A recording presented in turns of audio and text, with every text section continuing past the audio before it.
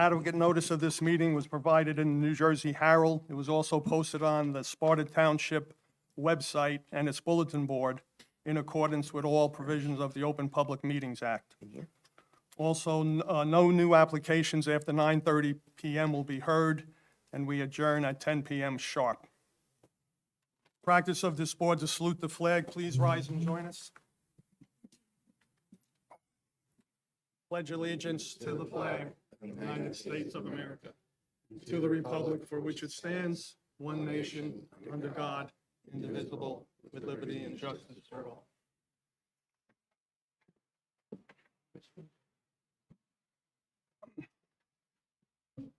Glenn, should we have the roll call before the new members, or?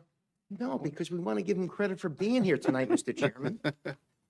So, Right at this time, our board attorney, Glenn Keats, will be swearing in new alternate, and also alternates in the past will be sworn in as full board members. all right, so I think what I'll do is, I'll ask you to repeat after me, but we'll do it all together. So I got one from Landon. Stand up.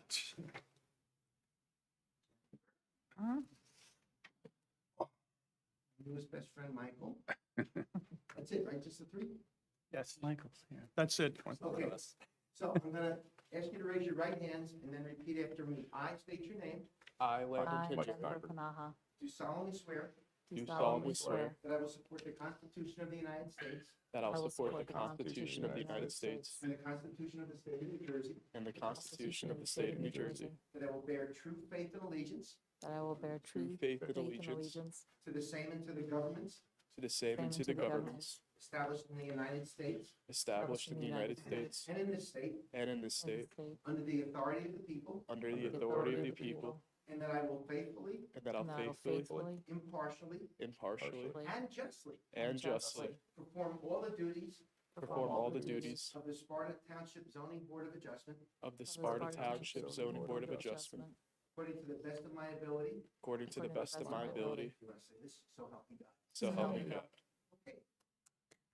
Congratulations. Give me another minute. Sure. Chairman, well, Congratulations, Landon, Jennifer, and Michael. Up to 3 Michaels on the board now.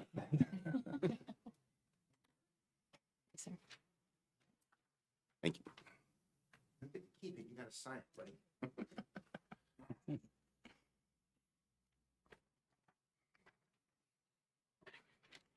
Brandon, I bet you. One second. All right, Glenn. It's all yours, Mr. Chairman. Thank you, Glenn. Before we go over the items on the agenda tonight, we have a reorganization of this board, and I will turn that over to our board attorney, Glenn Keats, to proceed. All right, nobody minds me acting as a temporary chairman until Ken kicks me and says, I'll take over now, Glenn. Okay. So I think to move it along, unless there's an objection on any of the positions, I'm going to ask for a motion to nominate a second, and then ask that we cast a unanimous ballot. If there's any controversy, then we'll do it a different way, and you can say, no, I don't want to do it on that one. But that'll save us 10 or 15 minutes, okay? Thank you. All right, so I'd like to open up the floor for nominations for the position of Chair of the Sparta Township Zoning Board of Adjustment for this coming year. I'll make a motion to nominate Kenneth Laurie. Is there a second? Second. Somebody, can we cast a unanimous vote? All those in favor, please signify by saying aye. Aye. Aye. Any opposition? I don't know whether to congratulate you, Ken, or, Thank you, board members, for your support. I appreciate it. Thank you. all right, nominations for the election of Vice Chair. I make that nomination, Glenn, for Mike Leondi. Second. Can we cast a unanimous ballot? All those in favor, please signify by saying aye. Aye. Aye. Michael, congratulations. Congratulations, Michael. Appointment of attorney. I make that motion, Mr. Glenn Keats, for board attorney. I'll second that. Can we cast that as unanimous, yes, with fear and trepidation? Aye. All in favor, aye. Aye. Aye. Thank you very much. I appreciate that. It's really nice being in Sparta. Nominations for the position of board engineer. I make that nomination for Mr. David Simmons. Second. Yes, unanimous ballot. All those in favor, please signify by saying aye. Aye. Congratulations, Davey. Thank you very much. Nominations for the position of board secretary. I make that nomination, Marissa Ferraro. I'll second that. Yes, unanimous vote. All those in favor, please signify by saying aye. Aye. Congratulations, Marissa. Thank you. Now we have a resolution appointment of professionals. Do they have a copy of that resolution? Yeah, everybody got a copy. All right, so we just need a motion and a second, I guess, to adopt that resolution. I'll make the motion. I'll make the second, please. All right, I think you ought to do this by, no, that's all right. All those in favor of the resolution, please signify by saying aye. Aye. Aye. Aye. Okay, appointment of official publications. I believe we're going with the, The New Jersey Herald, Herald the Sunday Herald, and the and Sunday Herald. Tappan Sparta too for the digital. Happen Sparta does the digital also? Right. Okay. And they're the same publications as what the governing body did? I don't know if the governing body did the two New Jersey Heralds, but they did do the Tappan Sparta. Well, they had to do another one, so they probably did at Something least else. one of them, Right. Mr. Chairman. Right. Okay, so is there a motion to accept that? So moved. Second? Second. All in favor signify by saying aye. Aye.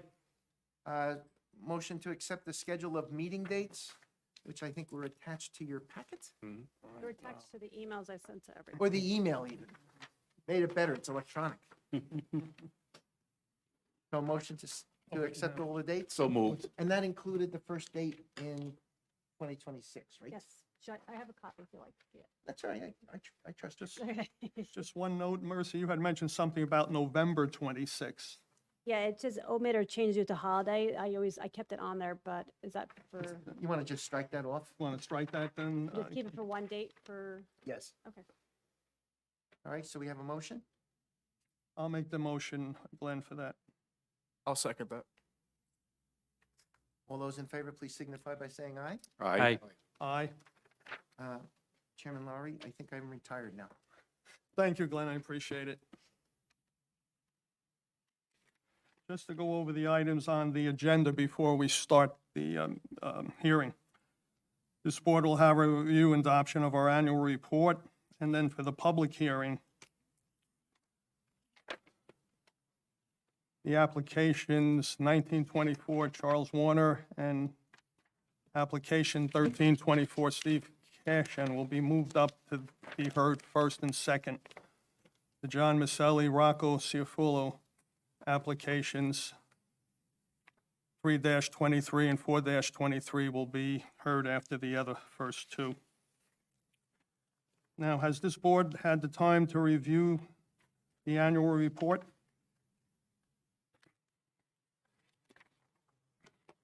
And if so, any comments or questions about it? For the public, we had received 19 new applications in 2024, and one from 2019 and one from 2022, and 6 from 2023. We had no interpretations, no applications withdrawn. We had 1 application denied. We had 18 applications approved. We have 7 applications pending. We had no applications dismissed without prejudice, and we had 1 appeal. And again, any board members now who have any comments and suggestions for the planning board and town council on any issues.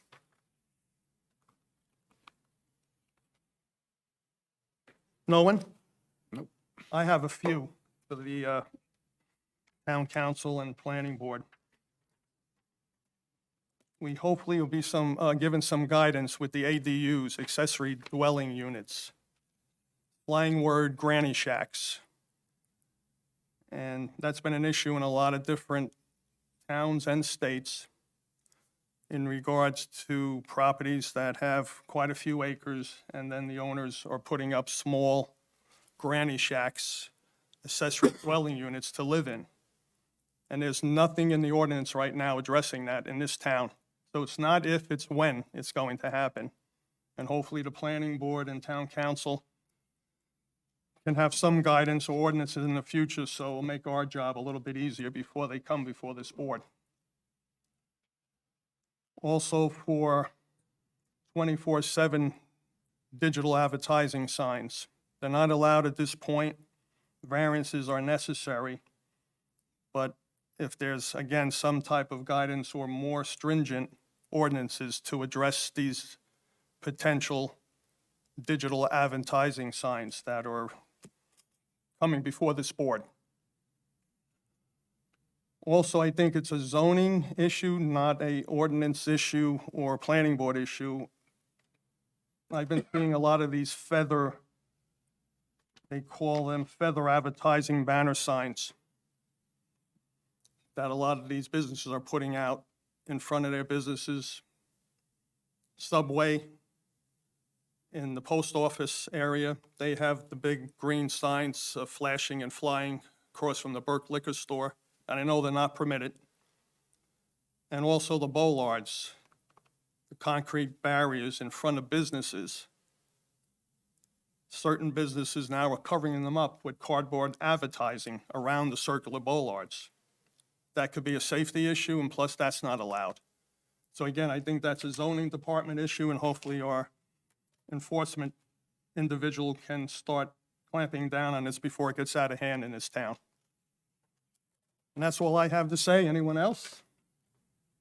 One?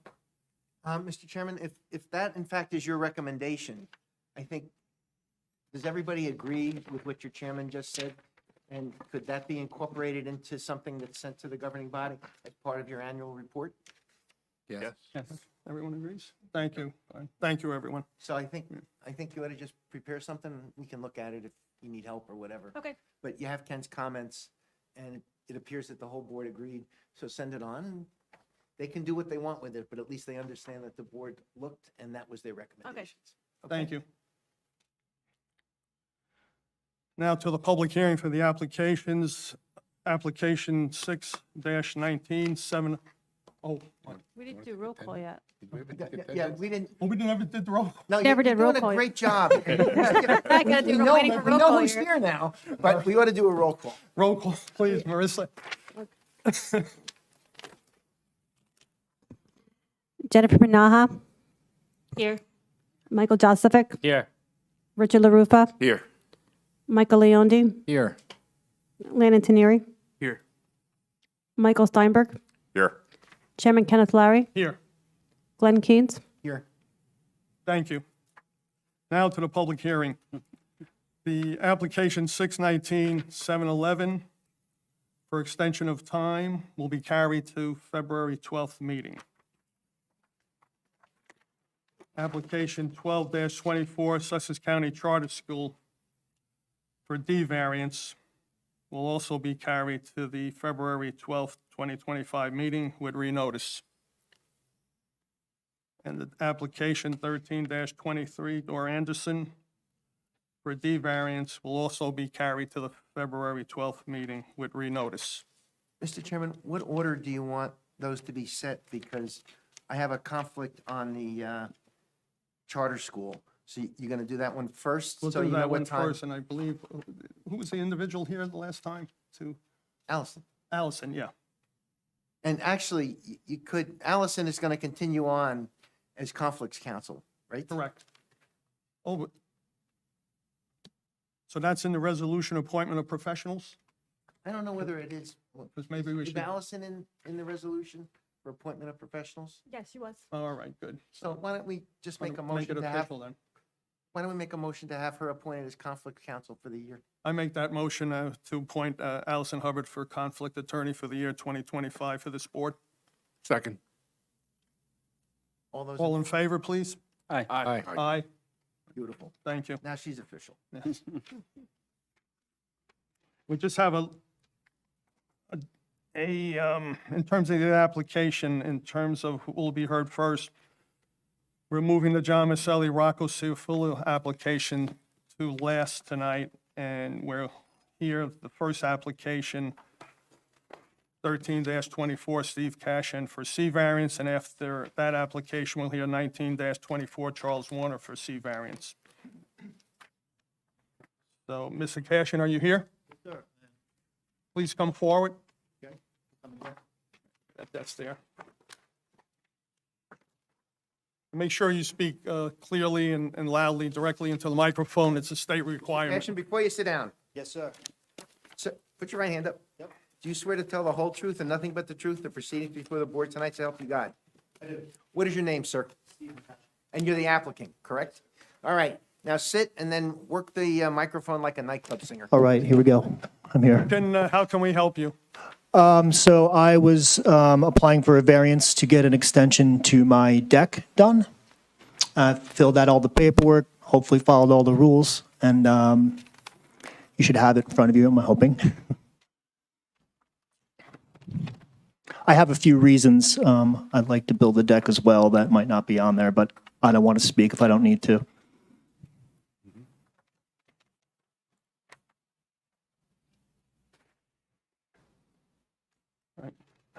So basic, do you want me to talk about the, Well, just give us. Yeah, sure. Give us So some information. it's going to be a 170 square foot deck. I have an existing deck off the front of my house. This deck would be going off, if you're looking at the house, it'll attach to the existing deck and go to the right side of the house and around on the front of the house, around the right side of the house. It's coming about 4 feet off of the front of the house. It's going to be 4 by 20, and then it's going to wrap around the back, the side of the house about, I think it's 9 by 10.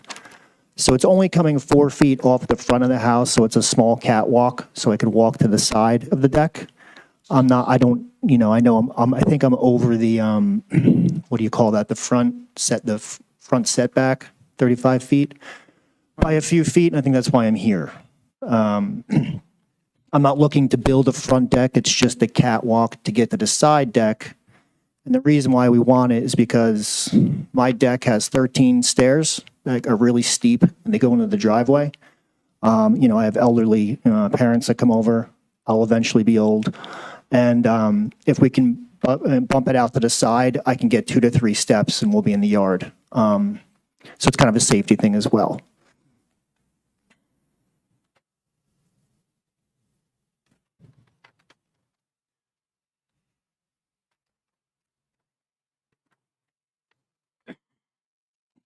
Also, I have 2 daughters and my wife and myself. We'll have 4 cars parked in the driveway. It's a 4-car driveway. And when we're parked, the car's literally right up against the existing stairs, so you have to kind of finagle around the car to even get up the steps. It's not ideal for elderly. And I don't like to park in the street because we're on a blind corner, so we don't park in the street at all. I don't know if I'm helping my case or if I'm hurting it, but it's a small deck. It's nothing astronomically big.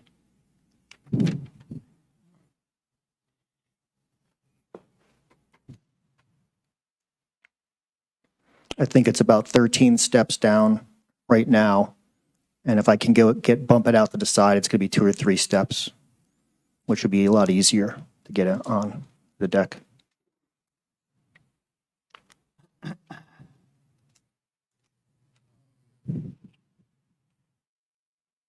Didn't have any other testimony, Mr. Cashin? No. I hope I didn't hurt myself there. I'll now have our board engineer, Mr. David Simmons, go over his report. David, please. Mr. Chairman, just Mr. before Chairman. Dave does, let me swear him in for the year, so we don't have to Oh, swear him in again. okay. as a- Okay. David, do you swear to tell the whole truth and nothing but the truth, the proceedings before the board tonight and for the rest of this calendar year, so help you God? I do, so help me God. And David, you're a licensed professional engineer and your licenses are valid and you've been an engineer for the board for a long time. Licensed professional engineer, land surveyor, and professional planner. Thank you. Everything's valid. And Melissa, just indicate in the minutes that Dave was sworn in tonight, and that way nobody can challenge it in the future? Okay. Thanks, David. No Go problem. ahead, David. Sure, Mr. Chairman. Just referring to the report our office prepared dated December 11th, 2024. Basically, as Mr. Cashin just mentioned, he's proposing about 170 square feet of deck on the front and right-hand side of his existing dwelling. With regards to the zone, it's in the R3 zone, and I pointed out 4 variances that were involved. The first is for the front yard setback, 35-foot minimum is required, and 28.2 feet is proposed. The rear yard setback, 35 feet is required, 14.9 feet is provided. That's a variance, but it's an existing condition, not increased by this application. With regards to lot area, in the R3 zone, 14,000 square foot minimum is required. The existing lot by scaling is approximately 8,839 square feet. Again, it's undersized, but it's an existing condition not caused by this application. And with regards to the rear yard setback for the deck, 35 feet minimum is required, and it's by scaling, I came up with 31 feet. So that's a variance of a situation.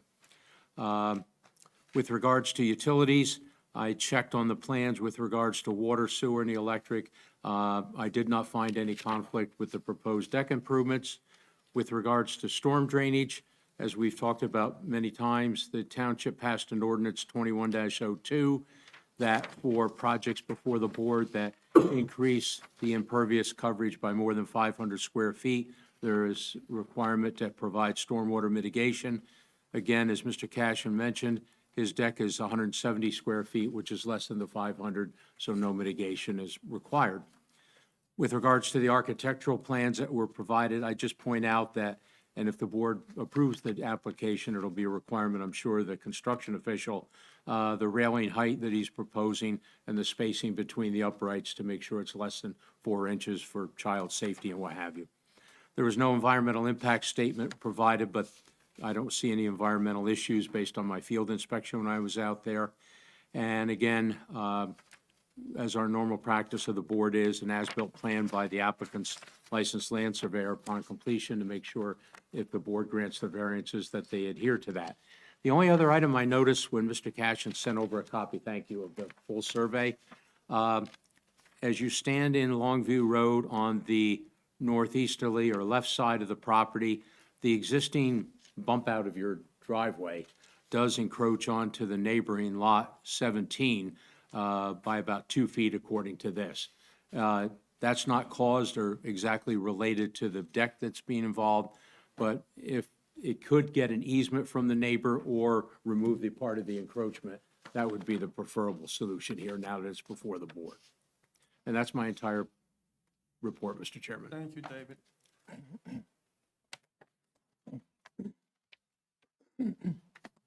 I don't know if this helps me at all, but my neighbor knew about the driveway, and he knew I was just cutting out the parts so we could fit more cars in the driveway instead of parking on the street. But I can get whatever you guys need, 100% an easement or whatever you need, I will. That would be the best way to clean it up. Well, it would allow him to keep doing what he's doing with the neighbor, and it appears that it's not a problem, so. Right. Yeah, if you could get an easement, Okay. as long as that's up, it's Yeah, up to the board. That'll be a condition in terms if we approve the application then. We'll open board's questions. Marissa, if you're so kind. Jennifer Panaha, No questions. Michael Josephik, No questions? Richard LaRufa, No questions. Michael Leondi, No, thank you. Lana Teneri, No questions. Michael Steinberg, No questions. Chairman Kenneth Laurie. Just one, Mr. Cashin, you will not enclose this deck, correct? Oh, no, absolutely not. And what about lighting and? No- situa- no lighting. either? No. You'll accept that as conditions upon a potential approval? Sure. Okay. Yeah, thank whatever you you. need. I'll now open the hearing to the public. If anyone in the public has any questions or comments on this application, please come forward. Seeing no one in the public has any questions, we turn it to the board.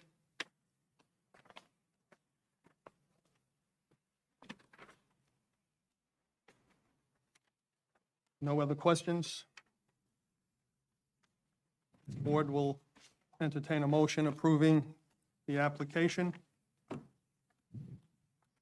Yeah, Mr. Chairman, I'll make a motion to have the board attorney draft a resolution approving application number 13-24 for Stephen Cashin, Block 3015, Lot 16, at 9 Longview Road, seeking C variances for a front yard setback of 28.2 feet, where a minimum of 35 feet is required, a rear yard setback for the deck of 31 feet, where a minimum of 35 feet is required, and some existing non-conforming variances, one for a rear yard setback of 14.9 feet, where a minimum of 35 is required, and a lot area of 8,829 square feet, where a minimum of 14,000 square feet is required. With conditions that we obtain an easement as outlined by Mr. Simmons, have a licensed New Jersey surveyor prepare an as-built plan, assure that the height of the proposed railing, spacing, and spindles conform to all applicable codes, and adherence to other stipulations laid out in Mr. Simmons' report. And then just one addendum to that, Michael, that according to all plans and testimony, of course, submitted here tonight. Sure, yep, agree. Thank you. And also that the deck not be covered and there be no lighting to the deck. Agree. Thank you. I'll Do I have a that. second, please? I'll second that. Any discussion? And that was Landon that had the second, I Marissa. got it. We're going to be naming the board members that do the seconds, et cetera, because the individual that's doing the minutes, she doesn't get clear That's fine. feedback from Okay. each member, so I'll just make that All right, announcement. thank you. Please call the roll. Jennifer Naha? Approve. Michael Joseph? Yes. Richard LaRufa? Yes. Michael Leondi? Yes, Leonard Sneary? Yes. Chairman Ken Flaherty? Yes. Congratulations, your application's been approved. Would you like to waive your right to a written resolution? Thank you. I don't know what that means. Our board attorney will explain it to I'm you not real going to fast. tell you. What you can do is, if anybody wanted to appeal this decision, Okay, they could appeal it. By waiving your right, you can begin working on getting your deck finished up and everything else. You don't have to wait roughly 45 to 60 days. I waive it, to everything absolutely. Get it. You don't have any objectors here. If I were sitting next to you, Yes. I would say you're absolutely, I'm recommending that you waive your right. thank you, sir. I will do that. Thank you. Chair will entertain a motion. so moved. Second, please. Second. Marissa, please call the roll. Jennifer Panaha? Here? Yes. Michael Joseph? Yes. Richard LaRufa? Yes. Michael Leondi? Yes, Leonard Sneary? Yes. Chairman Kenneth Larry? Yes. Again, congratulations and good luck. Thank you very much. Appreciate it.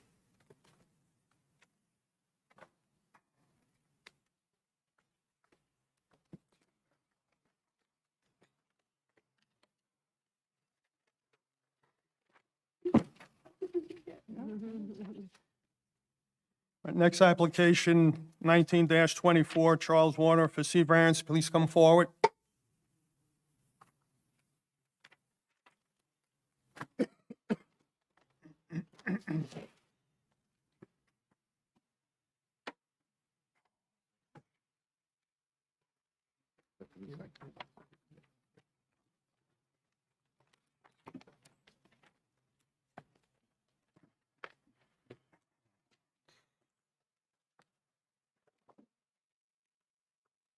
Mind if I share these pictures with you to help? Well, let's get everyone, the applicant sworn in first, Glenn, if you don't mind. Let us take care of a few things first. Would you both raise your right hands, please? Do you both swear to tell the whole truth and nothing but the truth in the proceedings before the board tonight, so help you God? We always start with the ladies. Who are you? Corin Burke. I'm an architect. I'm sorry, Corin Burke. Corin Burke, okay. And you, sir? My name is Chuck or Charles Warner, the owner of the home. Okay. Let me just, Corin, have you appeared before this board before? Not this year, though. Just briefly state your qualifications. By whom are you employed? I'll help you. By whom are you employed? I'm self-employed Okay, and where's your office? In? on 55 Birch Parkway in Sparta. Okay. And you're a licensed professional architect in the state of New Jersey? And your business is routinely preparing applications such as this? and you've been accepted before this board and other boards in the state of New Jersey, and your license is valid as of tonight. That satisfactory, Mr. Chairman? For me, it is. Rest of the board, too? Yes. All right, thank you. Okay, it's all yours, sir. How can we help you? And make sure you speak clearly and directly into the microphone, please. My name is Chuck or Charles Warner. I am the owner of the home at 322 West Shore Trail. Very grateful for all your service. Mr. Keats, your tenure as board chair tonight, I thought was very efficient in that 30 seconds or so that you had to serve. But thank you, everybody. And Mr. Warner, just one moment. There's no one here from Lake Mohawk, correct, Mike? Do you live in Lake Mohawk? I do not. And no one else. All right, proceed. Can I share these 3 pictures? Give them to our board attorney, please. You only have one copy of each, sir? All right, so this is going to be marked as A1. And A1, what you just handed me is what? Picture 1 is an aerial photograph of the property at 322 West Shore Trail. Picture 2 is the front of the house where we are applying for a variance to raise the roof. And picture 3 is the rear of the house. Did you take these pictures? I did. Are they enhanced? They are not. No artificial intelligence? No, sir. No artificial stupidity? That I can't promise, but as far as my intention was artificial. concerned, no So they stupidity. accurately depict what's out there? Yes, sir. Okay, great.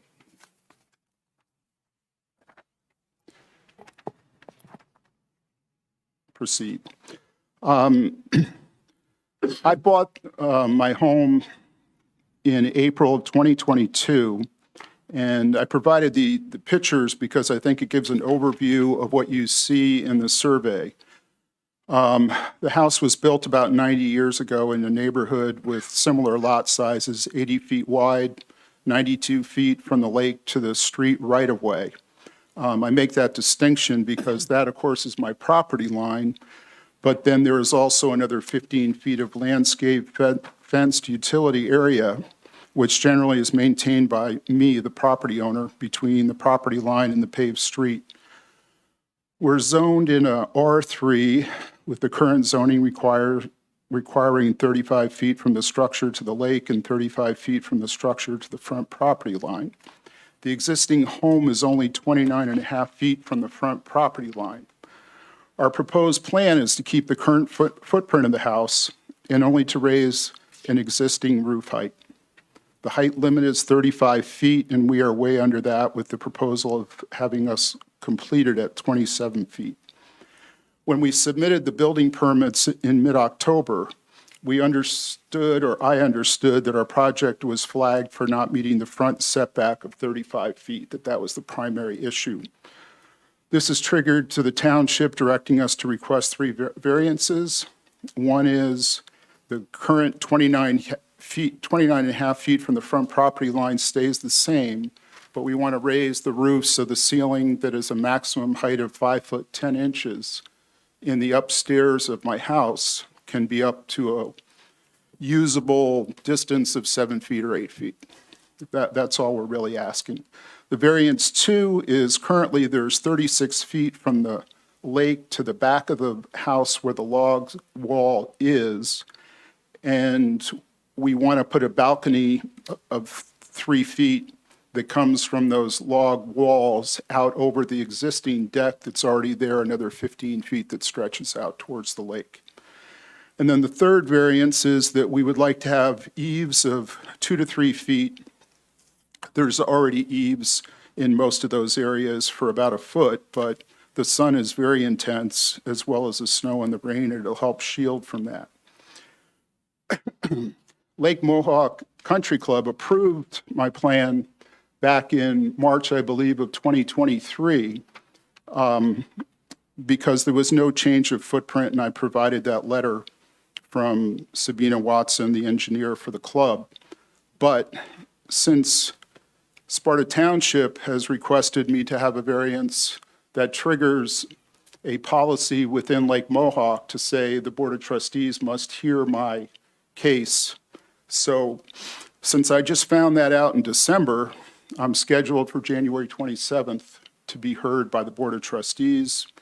And what I'm requesting tonight is a conditional approval based on their approval, which I'm very confident will happen, to approve these plans. Karin, I think it's your turn. Okay, this is my second time working. This is my second time working on this property. The previous owner had me come out to design a much larger addition for them, and they decided to move instead, and that it would just be easier. And so when I came to work on it again, I was pleased that the scale was going to be brought even smaller than the previous one. If I could give you pictures, it's a little hard to see with the existing living room. These are all the same? Yep.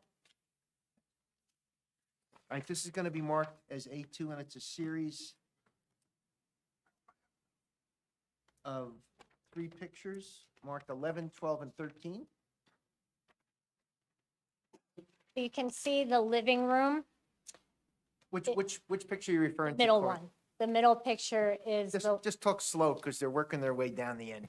The And middle- Corinne, closer to the microphone, because it's a requirement from the state. We have a recording that can be, Cory, you can sit. The middle picture is the original log living room.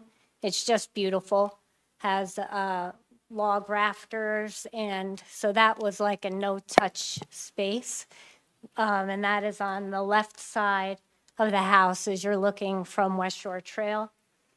So that whole side, we didn't want to touch, because to put an addition behind it, like the previous owners had wanted, it was tough to make it look good and to not be so tall and overpowering. So we stayed to the right. And again, that triggers a little bit of a variance in the front yard. But again, nothing that we did up there. One side starts at 4 feet 8. Another side starts at like 5 feet 8. We were trying to keep the addition as small as possible so that anyone driving by could assume that maybe it had been that way the whole time. So that was very important to us to keep the scale down as much as possible. And as my client had said, he gets a lot of sun in the back of his house. He works from home. And so that was one reason why we wanted the balcony with the overhang to help shield some of that sun. We would have liked to have gone out even further, to try to stave off the blinding light that can come in, but we tried to keep that to a minimum as well. As you can see, the property is very impervious, so we couldn't put the addition anywhere else because of the impervious coverage already there and the septic system that's there. So the only thing we really could do is go up. And as he stated before, there is a very small bedroom and bathroom up there currently. It's a little deceiving in the picture, I think, all the way to the right. Those doors are only like 5 foot tall. That's not a standard door. So for a little kid, it's fine, but for an adult, it's pretty cramped up there. So we're only asking for an additional 534 square feet to get a proper bathroom, proper bedroom, and a library working area. So we only raised the ridge 8 or 9 feet, and again, did what we could do to try to keep it as much in keeping with Lake Mohawk as possible. And we did other designs, so this wasn't like, this was our first design, and that's what we came up with.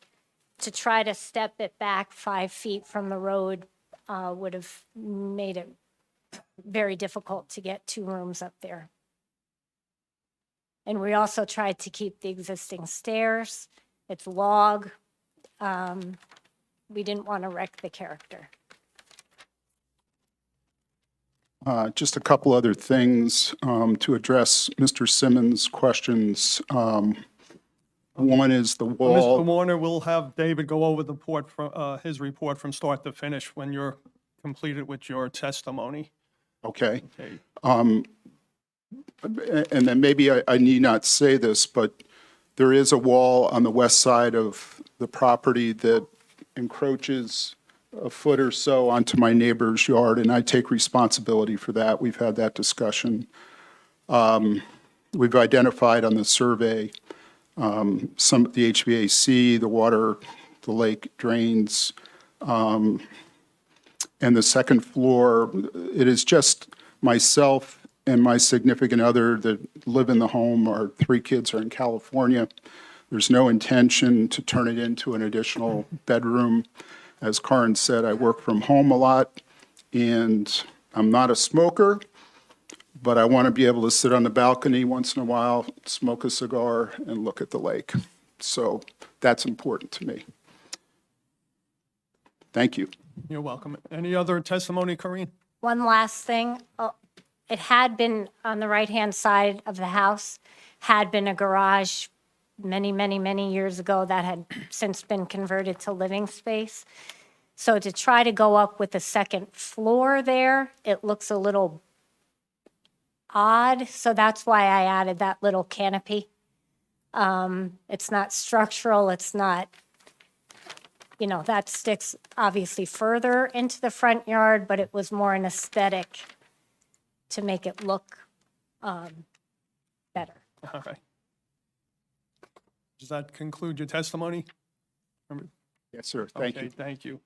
Well, Marissa will open it to David Simmons, our board engineer.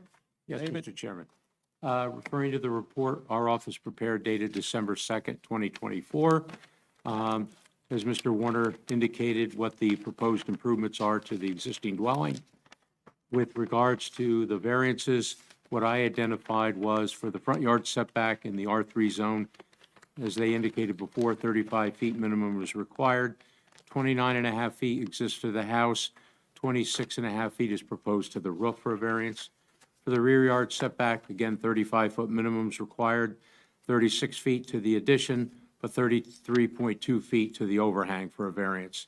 With regards to the left side setback, side yard setback, 8-foot minimum is required. 6.8 feet is existing, not caused by this application, but it's an existing variance situation.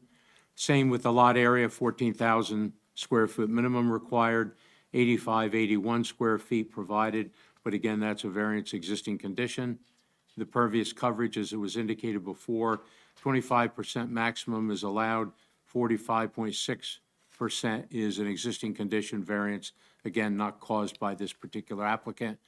And finally, for a rear yard setback to the deck, 35 feet minimum required, 32.7 feet to the balcony is the variance involved.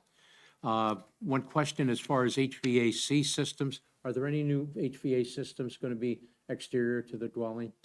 Yes, and I identified that on an updated survey, marking it on the west side of the home between the wall of the house and the sidewalk. It's only a 2-foot by 3-foot, I think, system that would service that upstairs area. Okay. And I just pointed out for information, existing conditions as shown on the survey prepared by Morgan Engineering and Surveying.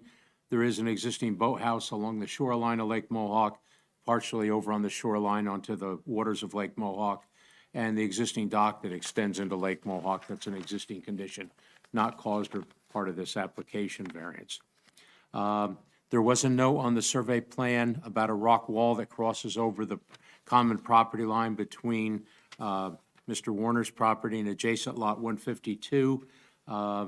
Is there an existing easement in place for that as far as maintenance goes? No, not that either one of us know, my neighbor or myself. So basically, each neighbor just takes care of the wall that's on their property.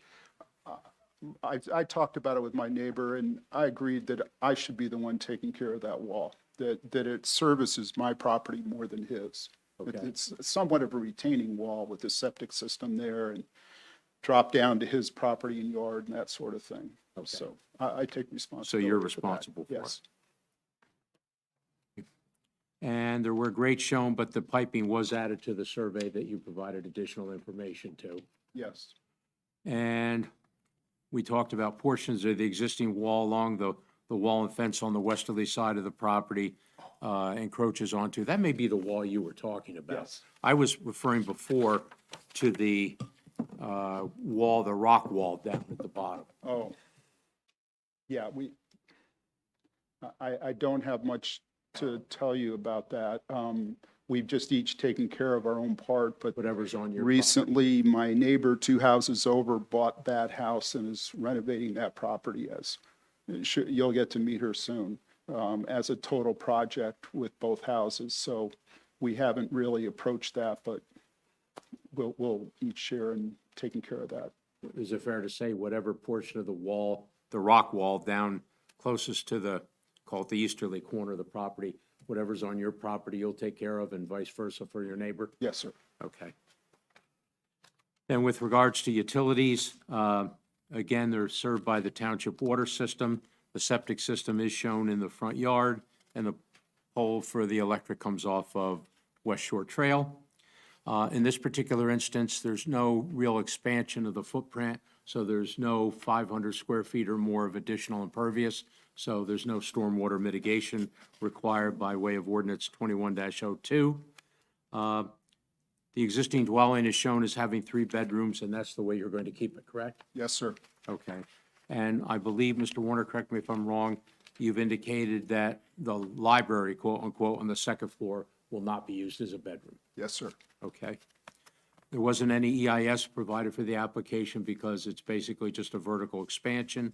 I've listed some various agency approvals that Mr. Warner will have to get approval from.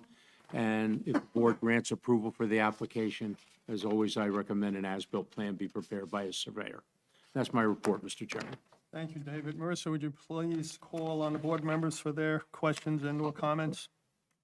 Jennifer Banaha, No questions. Michael Joseph, No questions. Richard LaRufa. Just one quick question. The plan that was approved by Sabine Watson last year, is that the plan we're looking at today? It There's no is. change? Yes, sir. Just so when the board sees it, when Lake Mohawk board sees it, we're all talking the same plan. Exactly the same. That's all. No question. Michael Leondi, No questions, thanks. Lana Teneri, No questions. Michael Steinberg, No questions. Chairman Kenneth Larry. Just a quick one, Mr. Warner, you won't be covering the deck at all, correct? No. Okay, thank you. I'll now open a hearing to the public. If anyone's in the public has any questions or comments, please come forward. Seeing no one in the public has any questions or comments, it comes back to the board.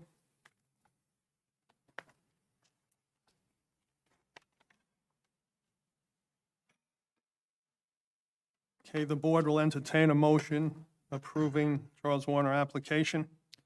Yeah, Mr. Chairman, I'll make a motion to have the board attorney draft a resolution approving application number 19-24 for Charles Warner, Block 4001, Lot 151 at 322 West Shore Trail, seeking C variance for front yard setback of 29.5 feet for the house and 26.5 feet for the roof, where 35 feet is required.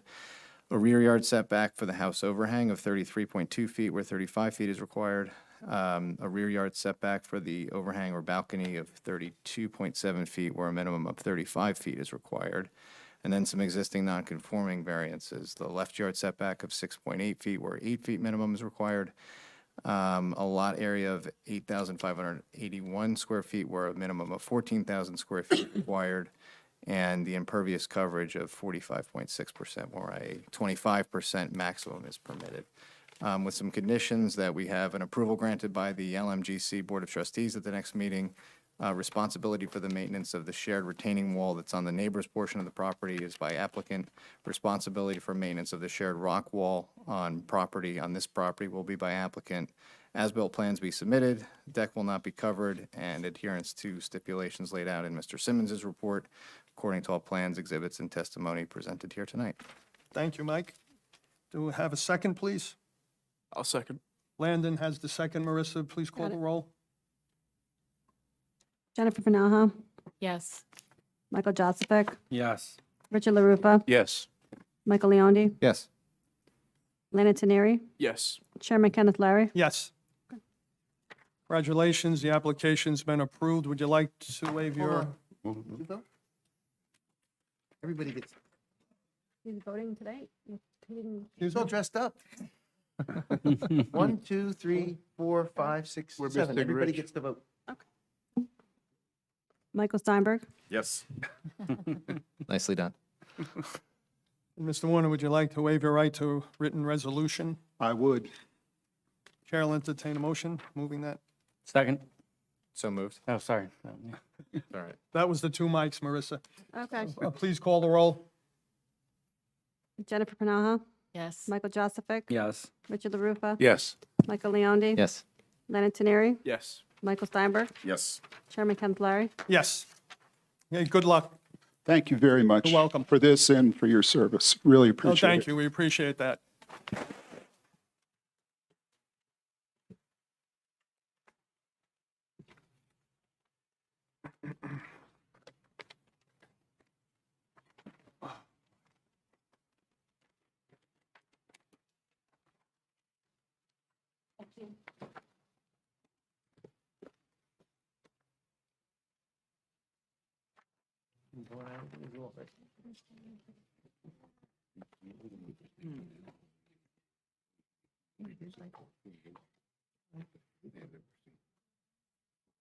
I thought I made sure that he, oh, I got you. He voted. You guys are having fun. I am. All right, the applications, 3-23 and 4-23. Are we hearing both applications at once or not? How would you like to hear it? How would you like to handle it? What do you think, Glenn? Counselor, you saw how this board functions. So I would say you figure out how you can do it expeditiously while at the same time providing all of the information necessary. Why don't we do both at the same time? That would be just fine. All right, application 3-23 and 4-23, John Maselli, Rocco Ciofulu for C variances on block 32004, block 32006, lots 2, 3, 4, 5, and 5, 6, 7, and 8. Please come forward.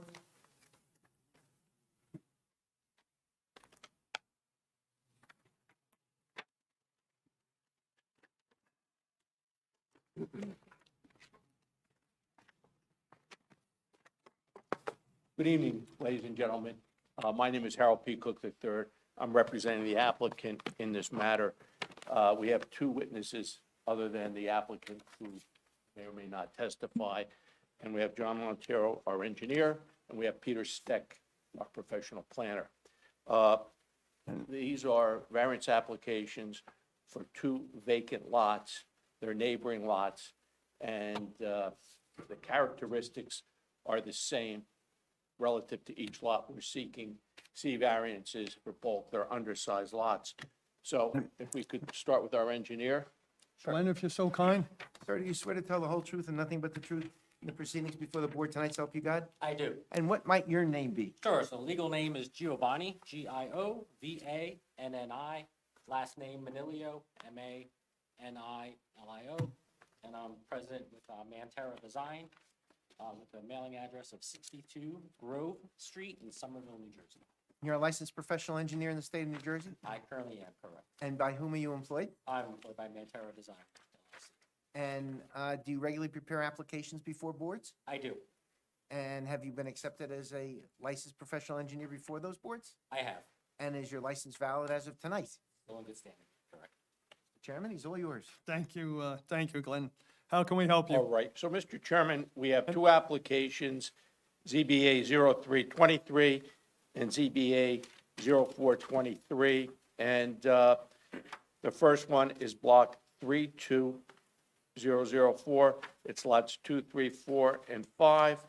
And the second one is block 32006, lot 5, 6, and 7. And since the filing of the application, we have acquired Lot 8. Since they're undersized lots, we sent out the notices to adjoining property owners whether or not they want to sell. And Sir, Lot 8 was on the block 32006 side? that's correct. Okay. And as a result, the owner of that lot desired to sell. The lot size was 94 by 100. As this application progressed, my client purchased it, and then that became part of application 04-23. So would you go through your exhibits and no problem. show the dimensions? I'm not sure where the board prefers me to put up the exhibits. I know it's in public as well. That corner works. This corner? You don't have an easel with you, huh? I do. Yep. Let's get the easel going, Yep. Which side? wherever the chairman says.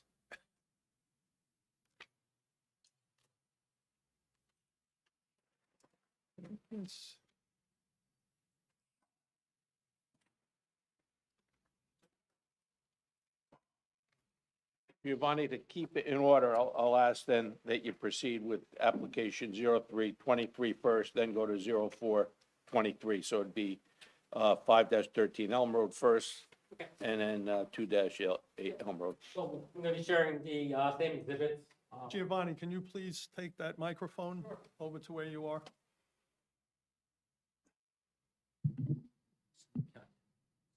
Oh, maybe. Dave, make sure he doesn't, Yeah, it Oh, should- he got it. Yeah. all right. Everybody can see? Good. All right, perfect. Can the public see that also? Maybe. Yep, no problem. So as you guys move, I'm just going to reference it. So this is going to be, I guess, A1, and it's entitled 513 Elm Road and 28 Elm Road aerial exhibit with today's date.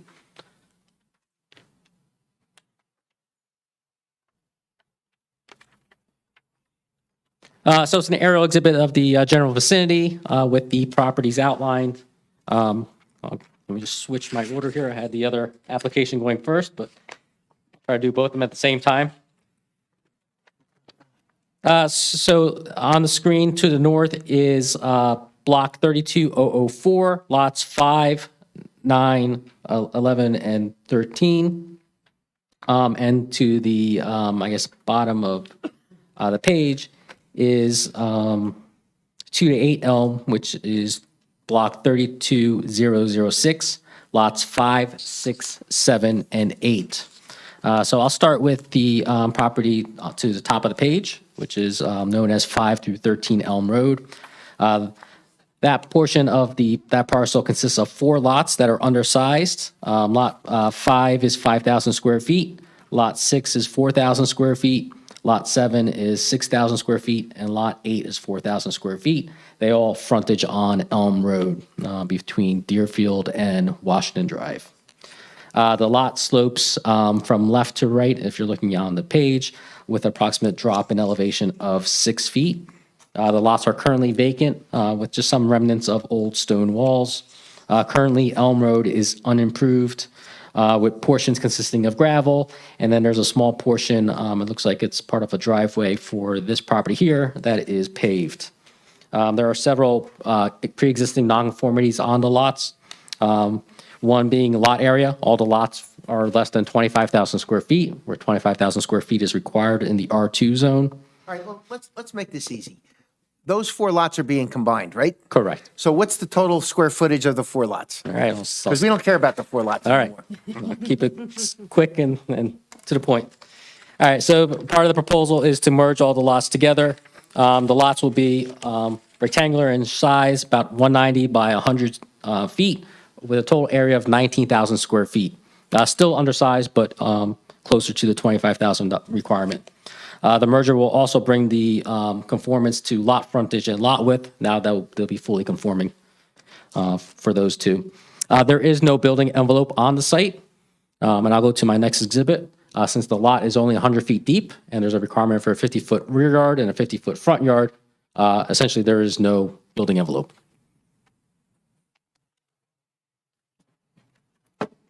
So this is A2. It's entitled 5 to 13 Elm Road and 2 to 8 Elm Road, site rendering with today's date. It's a color rendition of the site plans that were provided to the board.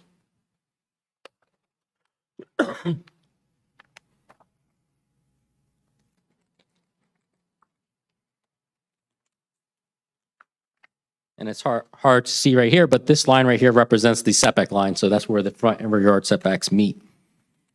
Applicant is proposing to build a 2-story dwelling with no basement, shown here in brown, with an attached 2-car garage. There will be room for 4 vehicles, 2 in the driveway, 2 in the garage.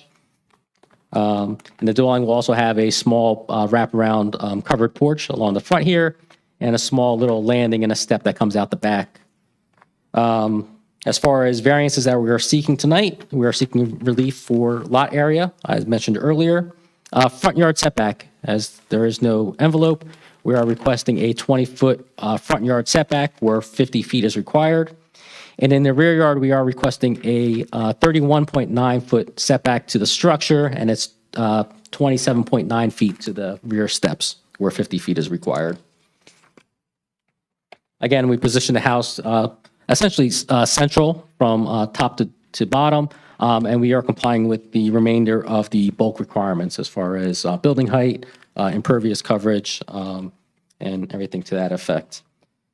The site will be serviced by an on-site septic disposal system. A private well will be on propane, and there is electric in the vicinity, which will be brought to the site. We are proposing a dry well to mitigate the stormwater improvements. I know Mr. Simmons had some comments in his report, and obviously we'll work with your professionals in making sure that we satisfy the drainage requirements per the town ordinance.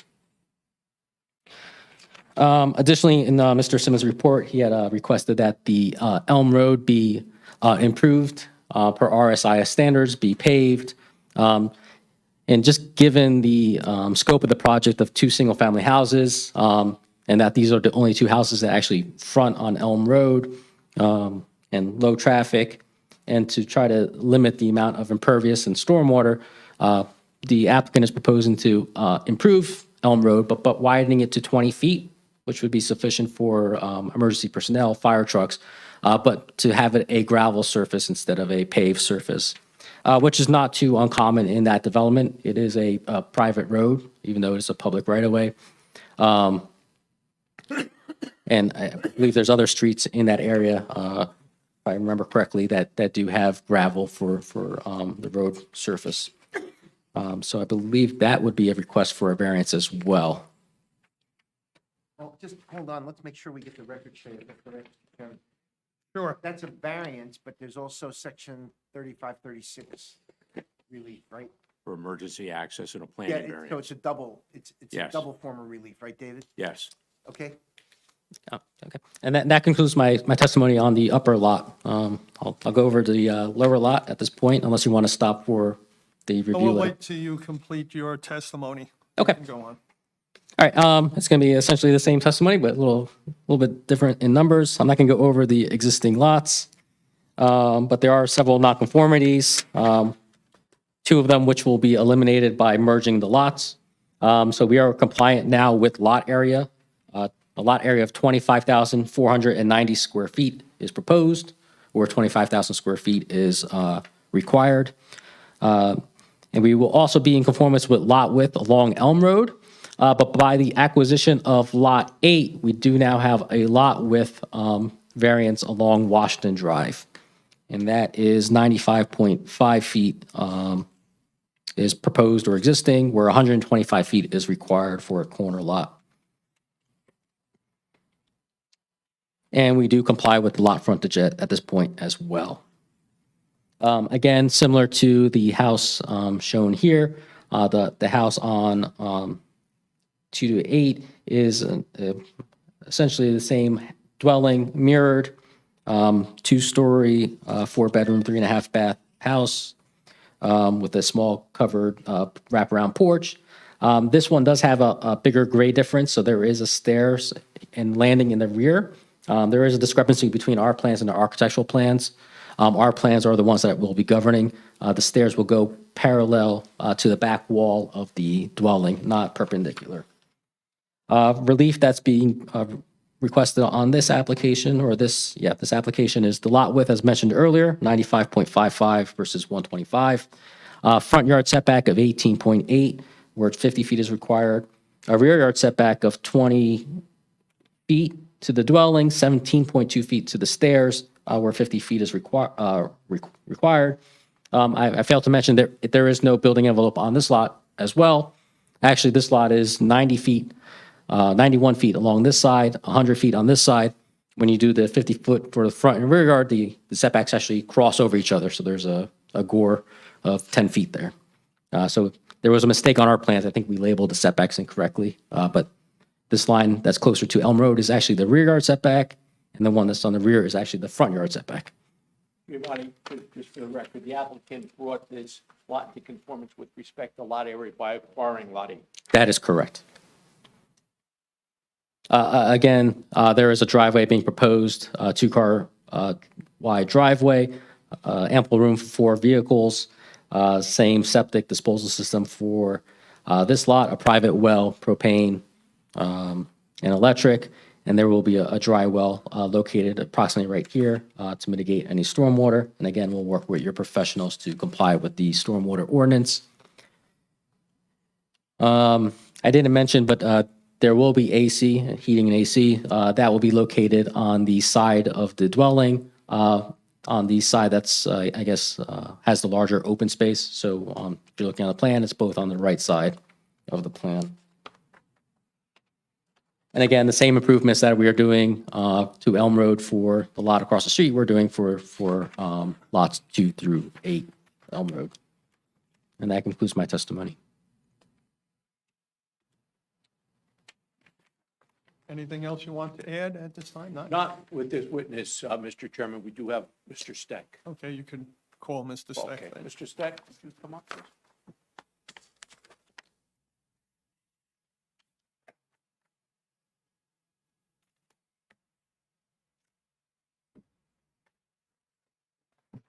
Mr. Steck, if you'd raise your right hand, and I believe Mr. And Keith you're- will swear you swear to in. tell the whole truth and nothing but the truth in proceedings before the board tonight, so you got, I will, and I do, you shall.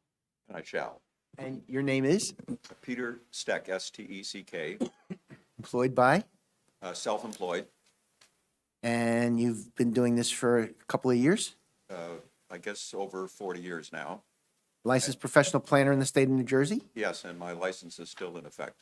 And you've appeared, I think, in Sparta on other occasions, have you not? That's correct. Just not in a while. I only come when I'm called. Is that all right? Mr. Thank you. Chairman? Thank you, Glenn. Thank you, Mr. Steck. We called Lally for him tonight. All right, Please proceed. Mr. Steck, you were engaged by the applicant in this matter, Yes, and based upon that engagement, did you prepare a report and some handouts? I prepared some handouts. Right, and an outline, correct, that you're going to use Yeah, the outlines for us. for you? but, Okay. I separated, I have 2 sets of exhibits, one for each of the applications, but you'll see there's some reproduction in them. So I'm going to leave 3 that I'll give to the audience. These were prepared by me, dated January 5th, and consist of 5 pages. So this is one packet, and this is the second packet? That's correct. So I can mark this one. It's in your packet. Did you already hand these in? They were emailed to me. Oh, I printed them out for the, I printed them out for the board members. If you've already Counsel? got them, that's fine. Counsel, we already have them, so they're on the record. Do Yeah. you want them marked, or? No, they're part of the record. If the board wants them for review as he presents his testimony. Our copies are probably clearer than Peter's. So Okay, I'm going to give them back. I will, Thank you, Mr. Steck. someone in the audience. So take one of each pie. Hey, Pete, could I have, ours are in black and white, right? No, they're in color. Pete, could I have one of each? All right. Patty didn't give me color. Get one for me too, because I don't see mine here. Peter, You're gonna have to walk back and bring another setup because my partner in crime here. Okay, so These are, two sets, and oh, you did. It's Kismet. Thank you. so I probably should identify what they are. And Mrs. Steck, if you want to use the microphone too, if you're so kind. You- Okay. Do the same. So there's one that's labeled lots 2, 3, 4, 5, 2, 3, 4, and 5, 5-13 Elm Road on the upper right-hand side. Did you want to mark that separately? No? No, Okay. because just testify. I'll tell you- You're gonna start with that one Okay. in the same order that your engineer Gotcha. testified. So Pete. on the first page, I have a portion of the zoning map. You see that this is in the center of an R2 zone, which is known as the Sparta Lake Private Lake Community. The right-hand side is a portion of the tax maps. The second page shows a 2020 satellite photograph where I've outlined the subject 4 lots that are now assembled and show the approximate location of the proposed dwelling.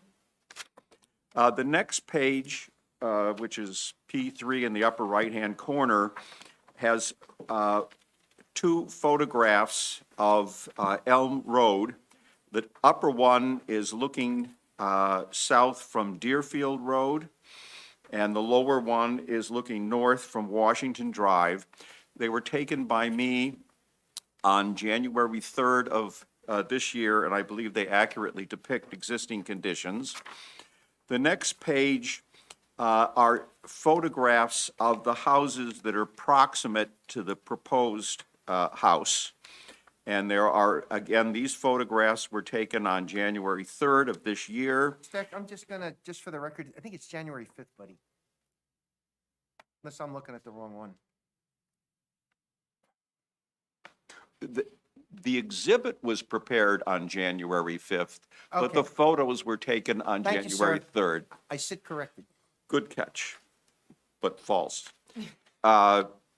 So I showed the photographs of the houses that are in the area, and on the upper right-hand corner, you'll see the direction of the camera when I took the photographs. The last page is kind of a rendition of the variances that are needed. And as indicated, this lot is substandard in size, although the applicant has assembled a number of lots. It's still under 25,000 square feet. As indicated, because the depth is only 100 feet, once you extract the front minimum setback and the rear minimum setback, there's no buildable area on the lot. So these are variance items that I just mentioned: lot area and front and rear yard setback. We do need relief because we are not proposing to fully improve the street. As the board is aware, this is a low-traveled street. There's no one that really uses it now because the 2 houses on either end are corner lots that front on other streets.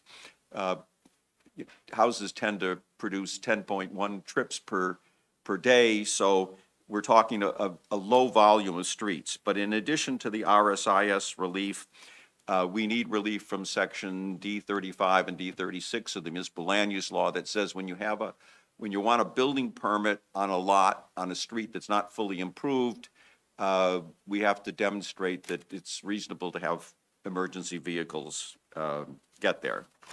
Let me switch to the other exhibit. And this has lots 5, 6, 7, and 8 referenced, and the address of 2-8 Elm Road on the upper right-hand corner. First page is the same, except it shows the location of this other site. Second page, and I'm going to, because I have a policy of making a mistake every once in a while, The second page shows a building envelope that is very narrow. In fact, there is no building envelope because the front and rear setbacks overlap. So there's 0 square footage that you can build anything on this property. The third page is the same photograph that you've already seen that shows the character of Elm Road. Fourth page has photos of the closest dwellings, and these were also taken by me on January 3rd of this year and accurately depict existing conditions.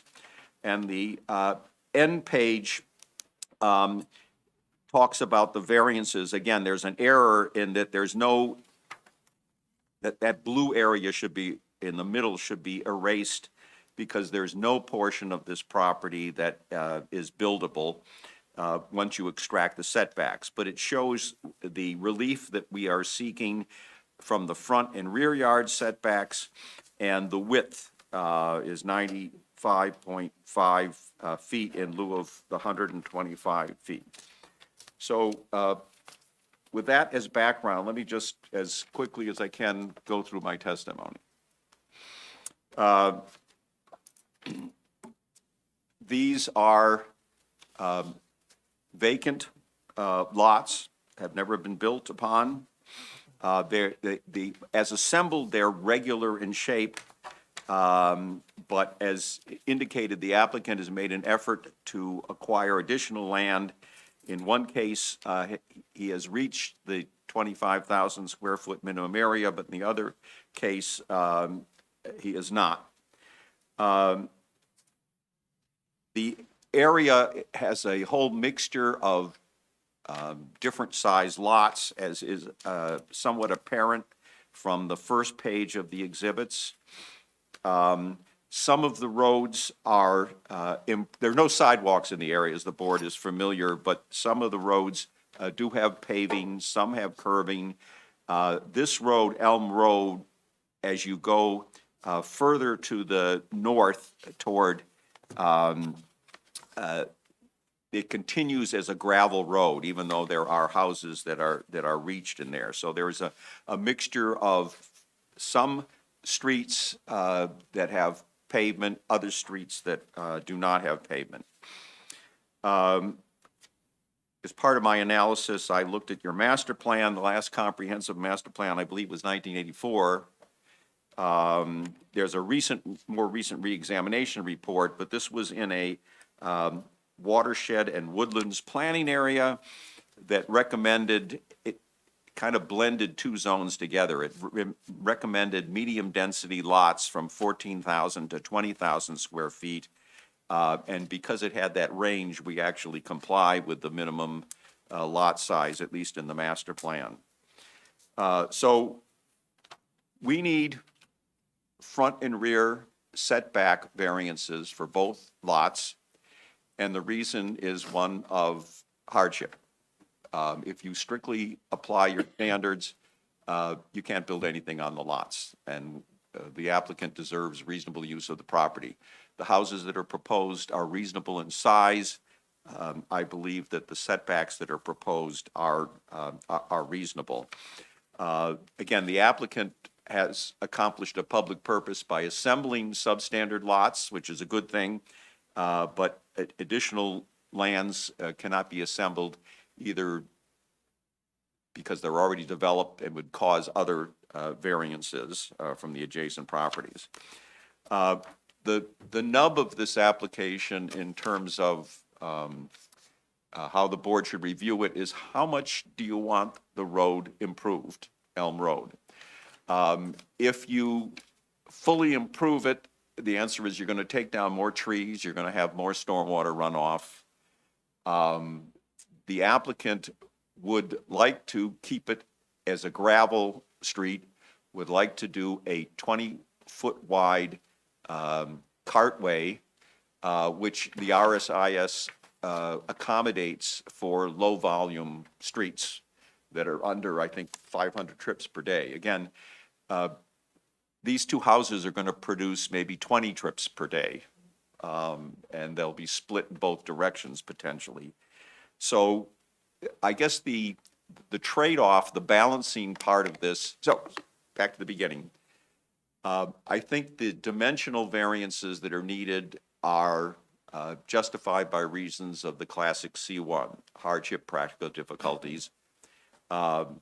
Because this is the character of the area, I think that a house can be placed on each lot without detriment to the public good, without impairment to the zone plan and zoning ordinance.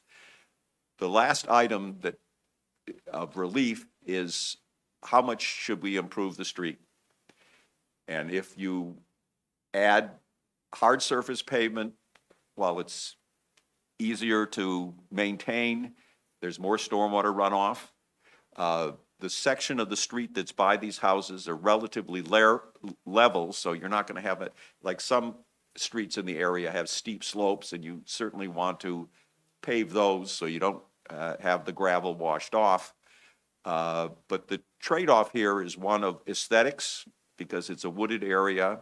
If we have to widen it, we're going to take down more trees. We believe that a gravel surface is in character with the area and would still accommodate reasonable use by the occupants of the houses and reasonable accessibility by police and fire vehicles. The end. Mr. Steck, one question. Yeah. The applicant's proposed dwellings, are they compatible with the other existing dwellings in the area as well as the size of the lot? They're certainly compatible. There's a whole wide range of styles of buildings, and in my opinion, they're compatible with the area. I think the architecture is handsome that is proposed, but there is no pattern in the area. And this is not like on a row of houses where it's going to look out of, you can compare it with other houses. These houses are going to be kind of hidden in the woods. So I think that, diminishes the compatibility issue. But in my opinion, they're certainly comfortable sized houses. I think they would fit within the neighborhood. And I do think, And they're compatible with the size of the lots too? yes. Does that complete your testimony? His testimony, thank you, Mr. Chairman. Any other testimony you want to add, or that's it? Okay, thank you. David, would you be ready with your reports, if you're so kind? Yes, sir, Mr. Chairman. Starting with application number 03-23, which is block 32004, tax lots 2, 3, 4, and 5 first. The report we prepared was dated August 25th, 2023. As the applicant indicated, their plans, and going over to page 2 of our report, we are in the R2 zone, and I agree with the variances that were discussed as far as the front yard setback, 50 feet minimum required. They're proposing 20 feet. Rear yard, 50 feet minimum. They're proposing 31.9. 28 feet to the stairs is what I scaled, but it was represented tonight that it'd be 27.9. Correct. Calculated. So those are the variances, along with the lot area, 25,000 square foot minimum, 19,000 provided for a variance. We also point out there's a planning variance as far as Elm Road is a private road in this area, so maintaining access to it for emergency and response vehicles is paramount. With regards to storm drainage, they are exceeding 500 square feet. So by the township's ordinance 21-02 in this case, they are providing mitigation for the improvements on the lot with a dry well. There's some seasonable high water table possibly, and some soil testing, permeability testing, and what have you will have to be done to make sure that the design that the applicant is proposing will function as intended. So that would have to be done. And we made a couple other requirements as far as changing a solid color cover instead of a gray on top to minimize excess water going into the dry well so it doesn't become overtaxed. None of this includes the proposed impervious cover on Elm Road, which I'll get to in just a minute. With regards to the architectural plans, they did indicate on both this application and number 04-23 that yes, there will be an HVAC unit on the exterior of the building, but it'll be on the side as I understand the testimony, with the larger side yard, so it won't impact any of the neighbors or cause any other issues. With regards to utilities, they're talking about a new well for each one of the lots, new septic system, which will be subject to approval by the county health department.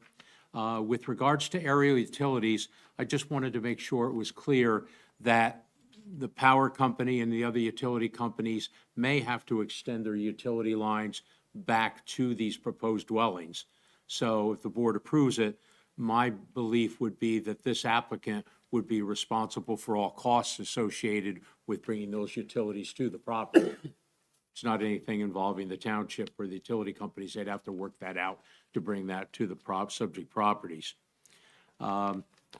With regards to Elm Road, we've had in other municipalities, I don't know if we've had it here in this board for a while, but if we've had in other municipalities with regards to dwellings being constructed on private roads like this, one of the major things, in addition to the RSIS requirements, is maintenance responsibilities and who's going to maintain this.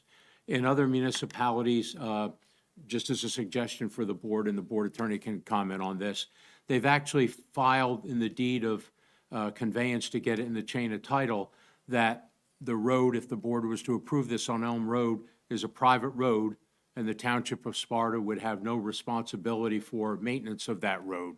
The reason they do that in other municipalities is because while this particular applicant is here tonight, hearing all the discussions and knows what the situation is, if you get to the second or third owner down in the chain of title over a period of time, and they want to relieve themselves of maintaining this road, they might come to the municipality and say, when are you going to plow my road? And the answer is, look in the deed that's filed in the chain of title, so it's not something that they weren't aware of. If they had a closing on this and had a title search, they'd be aware of it. So that's how other municipalities have handled it in these lake communities. That's something I'd suggest that the board consider if they're willing to grant this. The other thing I'm concerned about is, if you look at the map that was on the exhibit that Mr. Steck prepared, which is very helpful, if you look at page 2, basically, there's an existing dwelling on the corner lot, if you will, of Deerfield Road and Elm Road. And while they have frontage on Deerfield Road, when I made my field inspection many months ago, my recollection is that corner lot, the access to their driveway and garage in the back does come off of Elm Road.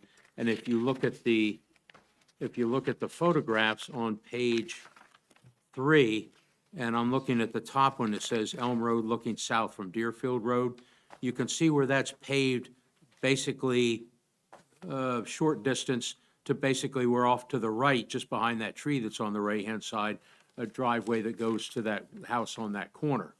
Now, my assumption is, and perhaps there's someone here from the public who will comment on it, I don't know, that particular property owner maintains that section of the driveway. By the same token, if you look at the other end of Elm Road, down at the intersection with Washington Drive, there's an existing dwelling on Lot 3. And again, if you go back to page 3, you'll see where it's basically oil and stone, or a combination of oil and stone, millings, pavement, whatever, but it's not gravel, that goes up from Washington Drive to the driveway off of Elm Road to the house on that lot. Again, my assumption is, and again, the current property owner of that lot may be here and may comment on it during the public session, but my assumption is, because it's a private road, they maintain that section, plowing and what have you.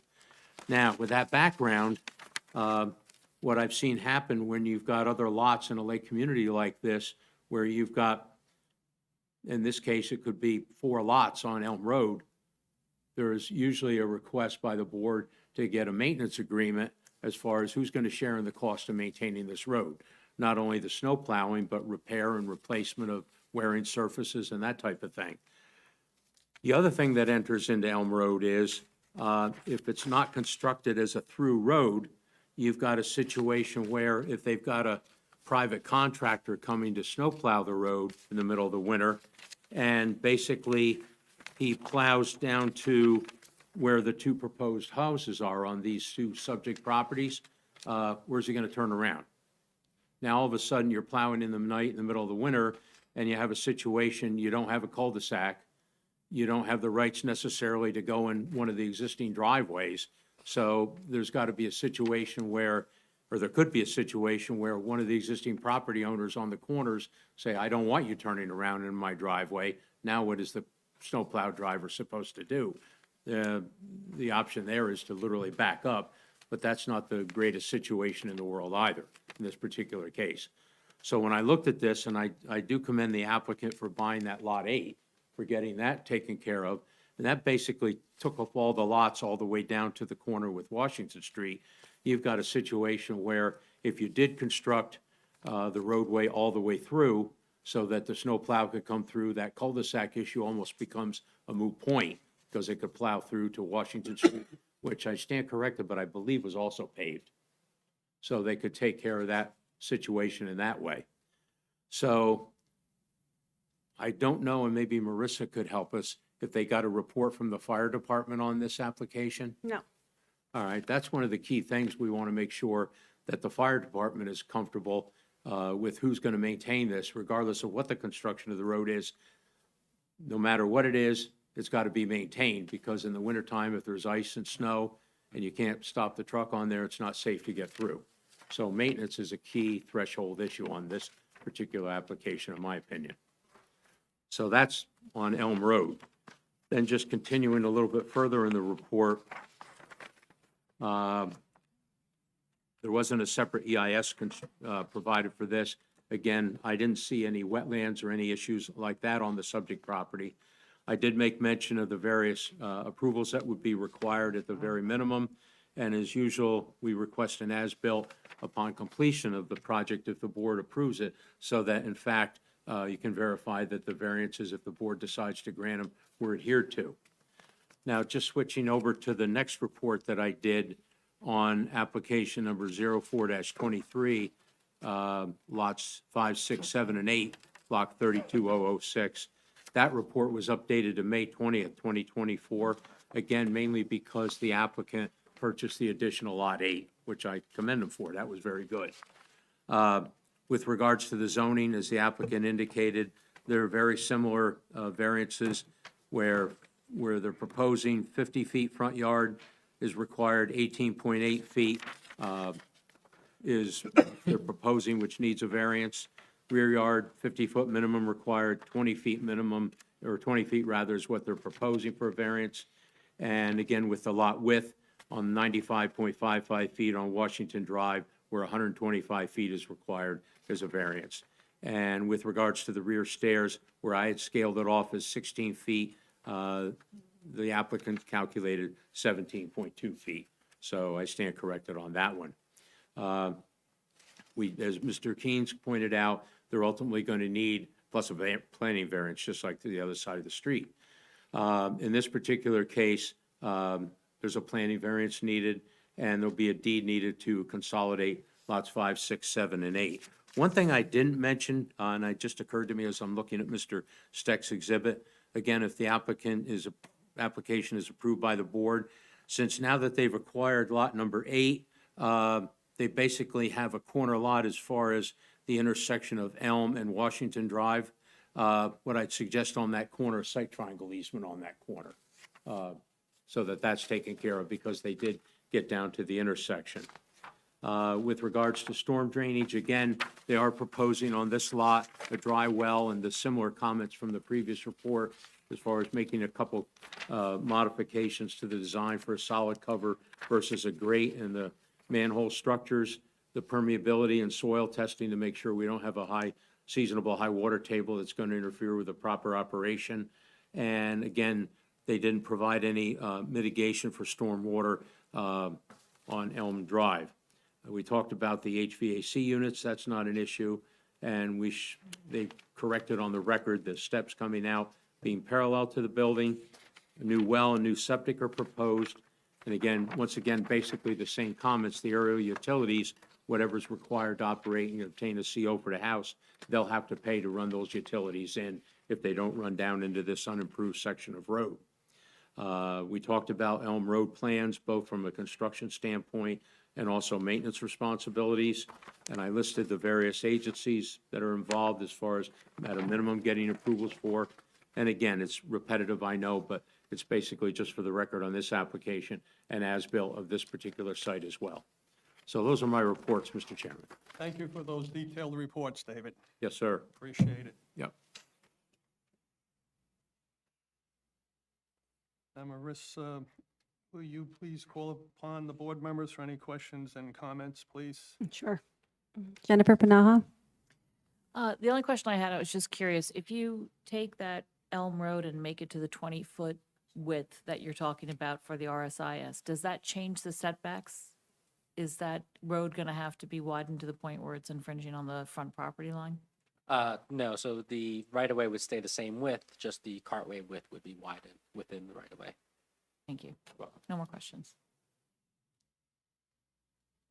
Michael Joseph. Yeah, a few questions. Regarding the road, right now it's proposed to be gravel and you're not expanding the width, right? We are expanding the width. You to are 20 expanding the feet. width, okay. How many trees are going to be pulled down from that? I'll have to look at my plans. I don't have it in front of me. I can get you that number if you need a minute. Okay, that'd be great. And while you're getting that number, I will ask my next question. Or I'll just wait then.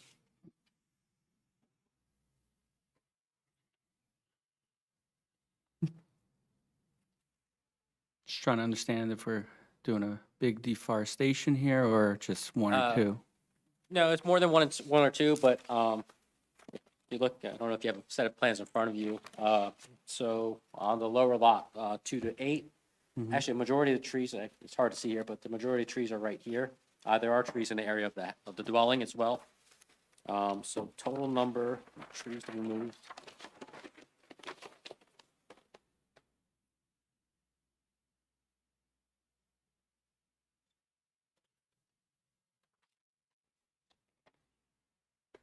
19 on the site, and then there's 1, 2, 3, 4 within the right of way for the road widening. And that's for the lower one. I'll give you the number for the upper lot as well.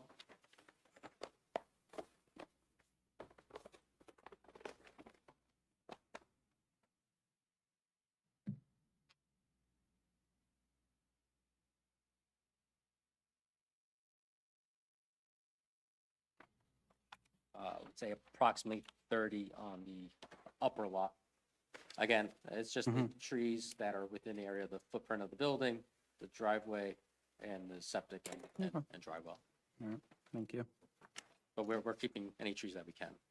Mike, while you're on that subject, can I just ask a question? Sure. Running the power lines in, cable lines in, the overhead lines, the utilities will put poles in the right of way? That's what's assumed right now. There is a pole right here where my light is, laser pointer. So it's very close to the one lot. They most likely need to run another pole somewhere in the middle here as well. But they'll be managed and owned by the utility co. It's not going to be, the homeowners are going to own those responsibilities for those poles. No, typically that's the utility company. that Okay, owns and the are poles. those, putting those poles up, those overhead lines, are they going to require any clear cutting of trees on both sides of the road? That I couldn't tell you. It'll be up to the. I don't think so. No, so it's really up to the utility company of where they locate the poles and what trees or. But there's really not much within the right of way as far as trees. So if they're running it from here, like I said, we're already removing, I believe, 4 trees on this side. I can't imagine that there'll be, a multitude of trees being removed for a pole. Yeah. Go ahead, Mike.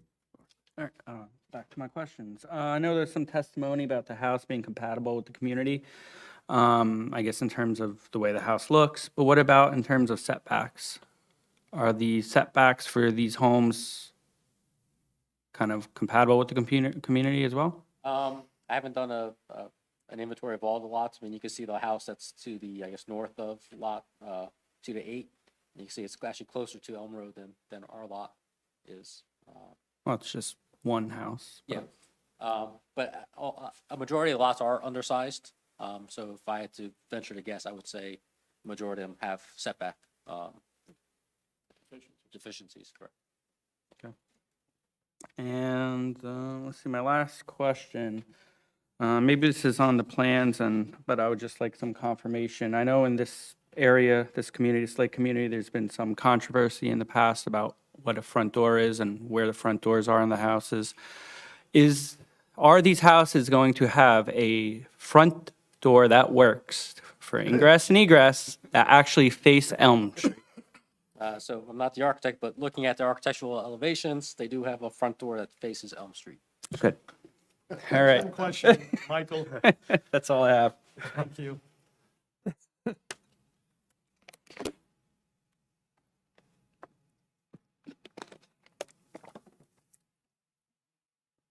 Oh, sorry. Landon, you can. Oh, I'm sorry. Richard LaRupa. Yeah, I just had one other question. I didn't notice on your site, but I think you mentioned that you're gonna have propane for heat source. And again, this has with truck deliveries and everything. I didn't notice where on your site plans where you showed the propane tanks, if they're gonna be above ground, underground, size of them. Yeah, we did not show them on the plans. I'm not sure if that final termination has been made. Obviously, if there is a requirement per the ordinance, we'll comply with the ordinance as far as location and size. Okay. Distances from other utilities. Okay. It should be shown. Right, David? Yes. Thank you. That's all. We can show them on the revised plans for compliance if that's okay with the board. Okay. That's it. Michael Leondi. Hey, just one quick one, I think. I'm looking for a little historical context. I'm looking at both of these blocks and really the entirety of the surrounding community on the tax map here. And it's littered with all these small postage stamp lots that are clearly not buildable. I don't know if this document is slightly outdated, or if there's any precedent for combining lots like this to create a buildable lot, but it appears, and just, off the top of my head, I don't have any kind of benefit of historical knowledge here, that it was not intended for homes to be built on these smaller lots that are, in between a lot of the larger, quote unquote, I guess, buildable lots. Can you guys just speak to that and provide a little color as to why we think that is, or if we've got some historical knowledge here that we can share for the benefit of the board? I don't have any historical information. I'm not sure if the applicant has any knowledge when he purchased the lots. Peter, do you know any of the answers in your research? This is an older lake community, and it's typical. Pete, make sure we're picking you up on a. Microphone, please.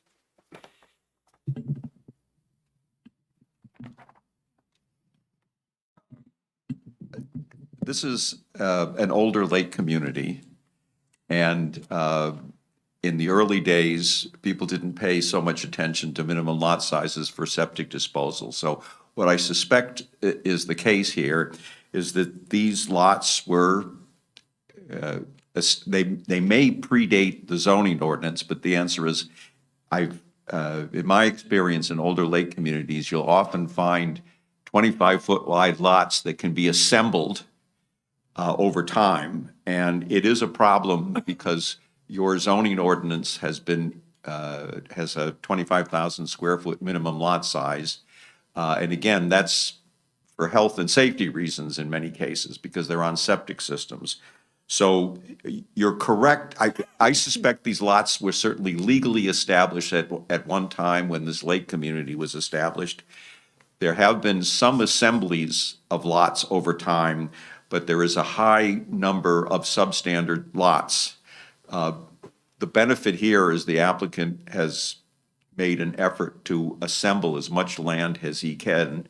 In one case, we now meet the minimum lot size, and the other case, we're 19,000 square foot, not that much under. So we're doing a good thing, but the answer is we're not going to solve the problem that there are a lot of isolated, undersized lots that are going to be a problem when someone tries to build on it.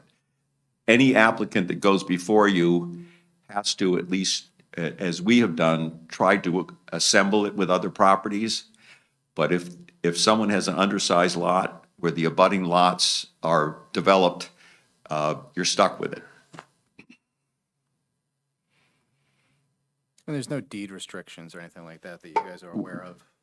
We're not aware of any deed restrictions. All right, thank you. Landon Teneri. Yeah, just some questions. Thank you for bringing that up about the undersized lots, because I was just curious about that as well. When you're looking at the general area, it seems to be kind of shocking to see the different sizes when we're looking at this as a traditional R2 zone, when we look at our other zones. If I could just, when I did look at this, I looked at the lots in the area that were assembled, and give you an example. On Forest Road, there are lots 13, 14, and 15 have been assembled. So it's worse than it is on the tax map. But when I looked at the ownership pattern, there's 3 lots that were assembled there on Forest. So there are people that have assembled some lots, but they're not shown on the tax map. Certainly, and no one knows for sure why this was originally designed in this record, this fashion, kind of matching some of our other lake communities in town. Is there? I didn't look at this one, but what happens if you had your original attorney, Dick Downs, may he rest in peace here? He would say that somebody came out, took a piece of paper, and I think council's probably aware of this. Somebody came out, took a piece of paper, sketched out lots, and they were all 25 by whatever, and they thought they were gonna put houses on them, and they thought they could pop a garbage can in the ground, and that would be the septic. And so it went, and the lots sometimes were sold on matchbook covers. I mean, Parsippany has a whole bunch of these down there. So this is probably one of those, I forget whether it's a section 4 something subdivision that didn't get approval, it predated, and it's here, and now what you try and do is just what you all are talking about. You try and do assemblies and try and get the best deal possible. Something that conforms as much as possible. Pinelands, they sold lots with a newspaper subscription. Say that Mirror, in Morris County too, there was the Mirror newspaper in New York. And they had the Mirror Holding Company in Morris County. If you bought a year subscription to a newspaper, you would get a lot. Today you get a lottery ticket. I appreciate all of that historical context. And then my final question is that the current application is not connecting the road all the way to, was that Washington Drive, Elm Road? Is that what the current application is? Well, there will be a continuous path from Deerfield to Washington Drive. So there is, I'm not sure if it's really a road or a driveway. You could I guess how it's kind of looks on all the parcel maps we have, it's as if these roads are fluid. Is that what is the proposal? There will be fluid from one side to the other side. So right now, there is kind of a gap between the two. Right, That's a narrow, I would say more of a trail than a roadway. So we are going to take that portion and widen it to 20 feet and to connect the two sides. Great, that's all my questions. Michael Steinberg. Yeah, I actually have two, possibly 3 questions, and I think Landon kind of hit on one of them there. So I know you talked about widening Elm Road on this one. Based off of what I can see here, are you looking at extending it as well to get closer to Washington? So as you can see here, this dark shaded gray is what we're doing as far as improvements. So it's hard to see, but approximately half of this right now is gravel. And we're going to extend it to be 20 feet wide. And like I said, we're going to meet the existing paved portion right here. And there's an actual, this portion right here is gravel right now. So it will connect the two sides. Okay, so essentially it's going to extend, for all intents and purposes, down to the end of Lot 8 and 32006. Yeah, so once that is constructed, a vehicle will go from Deerfield to Washington. Okay.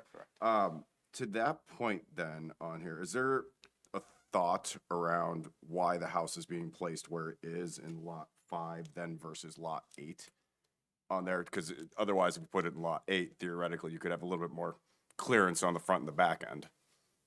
Might be negligible, but... As far as left to right, so... Yeah, well, no, more like, on the, like, the way it's laid out there, it's on the left side versus, like, all the way on the right side. Correct. So, Yeah. yep, so the reason for that is that this lot actually has a significant drop in grade from one side to the other side. I believe from this corner to this corner, it's approximately 30 feet. So we have placed it on the high side where it's a little flatter, so that's why it's located there. This lot, on the other hand, is actually relatively level. It's only a 6-foot drop from one end to the other end. And again, we'd like to put it towards the high end if we can on the site. Okay. All the questions I had. Okay. Chairman Cantillari? Board members covered my questions to a T, so thank you all. That's a first. Thanks, Mike. Okay, I'll open the hearing to the public who have comments and questions. Please come forward. And Mr. Steck, if you're so kind to have You the stay there. microphone. You know what? No, you can stay there by the microphone, please, and please give your name and address to the board secretary. My name is Pam Jones. I own the property of 37 Washington Drive. It's at the bottom of Elm. My Would you question want is, to swear her in too, I Glenn? think that'll save time and it'll make it easier on Ms. Jones. So can you raise your right hand? Do you swear to tell the whole truth and nothing but the truth in the proceedings before the board tonight, so help you God? I do. Okay, Pam, go ahead. My question is the septic. How far does their septic have to be from my well? I believe it's 50 feet. We didn't do the septic design, but there is a plan that was submitted. And Because again, my All right, well let's- is very let's close. stay with the question. How far does a well have to be separated from a septic? I think Mr. Simmons is going to tell you 50 feet. Yes. All right, so I was correct. Yeah, I'm not a septic engineer. That's why we subbed it out. We just took you off the hook. Mr. Thank you. Simmons just affirmed it. Thank you, Mr. Simmons. Because my well is very close to Elm Road. 50 feet. I would tell you, Ms. Jones, subject to Mr. Simmons coming across and strangling me, that they can't put anything in that encroaches upon that because there are certain county and township board of health requirements that maintain the distances. Is that correct, David? That's correct, and if this application was approved, as noted in my report, one of the things they have to get for each one of these applications is county health department for the well and septic. And as part of that application process, they have to show where the wells are on the adjoining pieces of property and verify that the distance from the well to the septic that they're proposing meets their requirements, be it 50 or 100 feet, whatever it might be. They have to meet the county health department requirements. My second question would be on the widening of the road and the putting in of the utility poles. Would that go on my property? No, so none of the improvements will be within the property. Everything will be within the right of way, Okay. correct? Thank you. You're welcome. Anyone else, please come forward. Please give your name and address to the secretary. Hi, Jessica D'Agostino, 12 Elm Road, Jessica, how do you spell D'Agostino? like the store in the city. I'm not I was related hoping to. you I'm not related to them. Capital D apostrophe, capital AGOSTINO. You swear to tell the whole truth and nothing but the truth in proceedings before the board tonight, so help you God? I do. Thank you. Go ahead, Jessica. So I don't even know where to start. And I appreciate all of your questions. And I apologize for my facial expressions as this was going on tonight. I am the one that sees the backwards house from my kitchen window. So that's where my property is. I do have questions about the house being placed too close to my house, number one. All right, Also. why don't we stay with one? Oh, okay. Which house are you talking, which lot are you talking about? I believe it would be that one. That's my house right there. So my house, my driveway, a little bit of property, and a lot of woods. That's one question because I have where my well is and where my well pump is. I have a family member, Anita DiMatteo, who is with Sussex County Health Inspection. And she said it was 100 feet it had to be. I actually spoke to her today. So that's a concern of mine and also for Pam. Also, and respectively, have any of you driven through that area in any recent time? Just, I have not. okay. So that road, Elm Road, has gone all the way through since I've been there for 17 years. It is not covered in gravel. the town last year repaved all of the roads that are not paper roads. Glenn Markowski, who I'm sure most of you know, offered to have them pour the milling, and then he pressed it out onto the paper roads. So there is pavement or milling pressed down onto the road. Now, before that, it was gravel or dirt. Over the past 5 years, my son, who is now 15, has cut down many trees that have fallen from those two properties across the roads. So I've had many people pull into my driveway, see that they can't get through, and turn around and go back.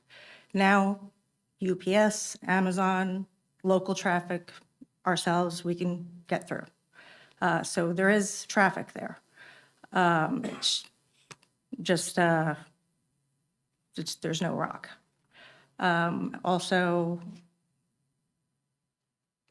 I really have an issue with it being so close to my house. If it's 50 feet, it's 50 feet, but if they want to build it closer, I'm not happy about that.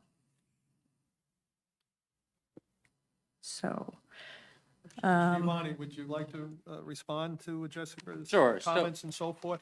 Yeah, so as far as distance from your house, actually, we are not asking for relief on the side yard setback.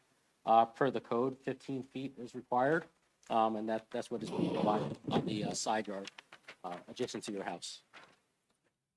So that is in compliance. We're not building it closer than we're allowed to. Okay, just want to make sure of that.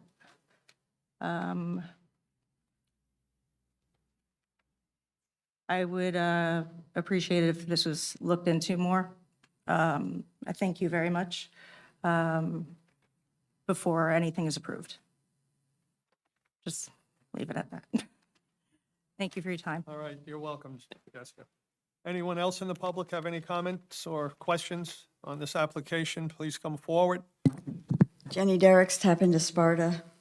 You have your hand raised already. Jenny, you swear to tell the whole truth and nothing but the truth in proceedings before the board tonight, so help you God? I do. Okay.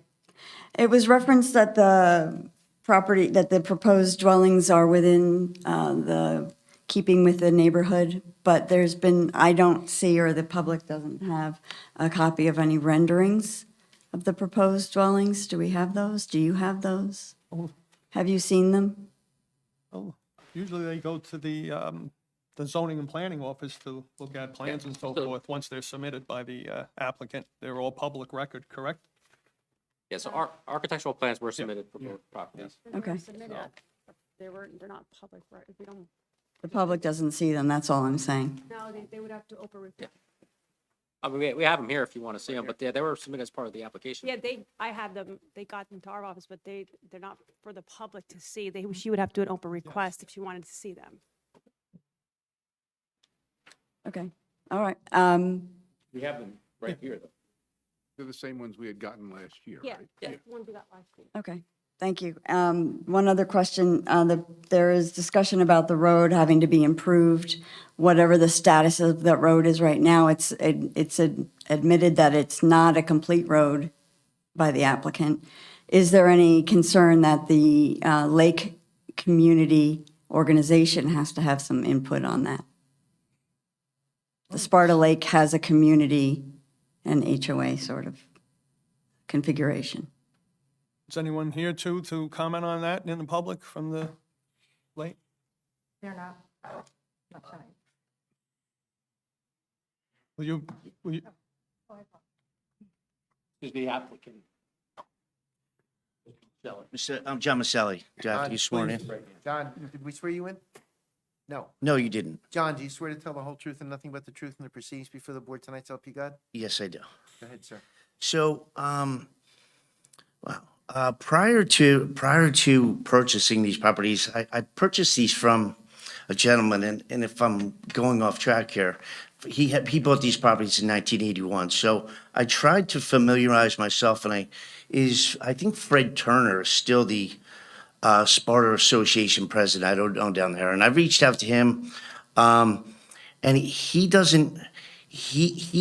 pretty much said the same thing that you guys said, that you'd have to change the deed more likely and have responsibility of that road. So that's really all I know. Okay. All right. All right, thank you. Anyone else in the public? Seeing no one else in the public, it's now closed to the public and back to the board for any other questions, comments from board members, professionals, before we, Mr. Chairman, if I may, I still think the maintenance issue has, quite frankly, not been addressed. And just so there's a little more information added to the history of the Sparta Lakes area, several decades ago, our office worked with the township on some of the roads that are paved. There was a program that went around to improve those roads, curb them and pave them and what have you. Not all the roads, just some of them. For example, Lake Shore Drive and some Deerfield Drive, I believe, was one, that type of thing. So the thing of it is, with a road like this, you've got, as the one lady brought up, to make sure that title, whoever has the title, the Lake Association, whatever entity it might be, they'd be in agreement with whatever improvements would be made. I really think you should get a report from the fire department to get their input on the safety aspects of what they can negotiate with the road. And I think it's really important to have it established, in addition to what I suggested before about the fact that recording in the chain of title that these aren't township roads and the township has no responsibility for the maintenance. Who does have the maintenance responsibility and who's going to share the costs? Whether it's a gravel road, there's going to be issues with repairing and maintaining, grading and rolling a gravel road. There's going to be maintenance over time with a paved road, but it's going to be somebody's maintenance responsibility. It's going to involve dollars of costs.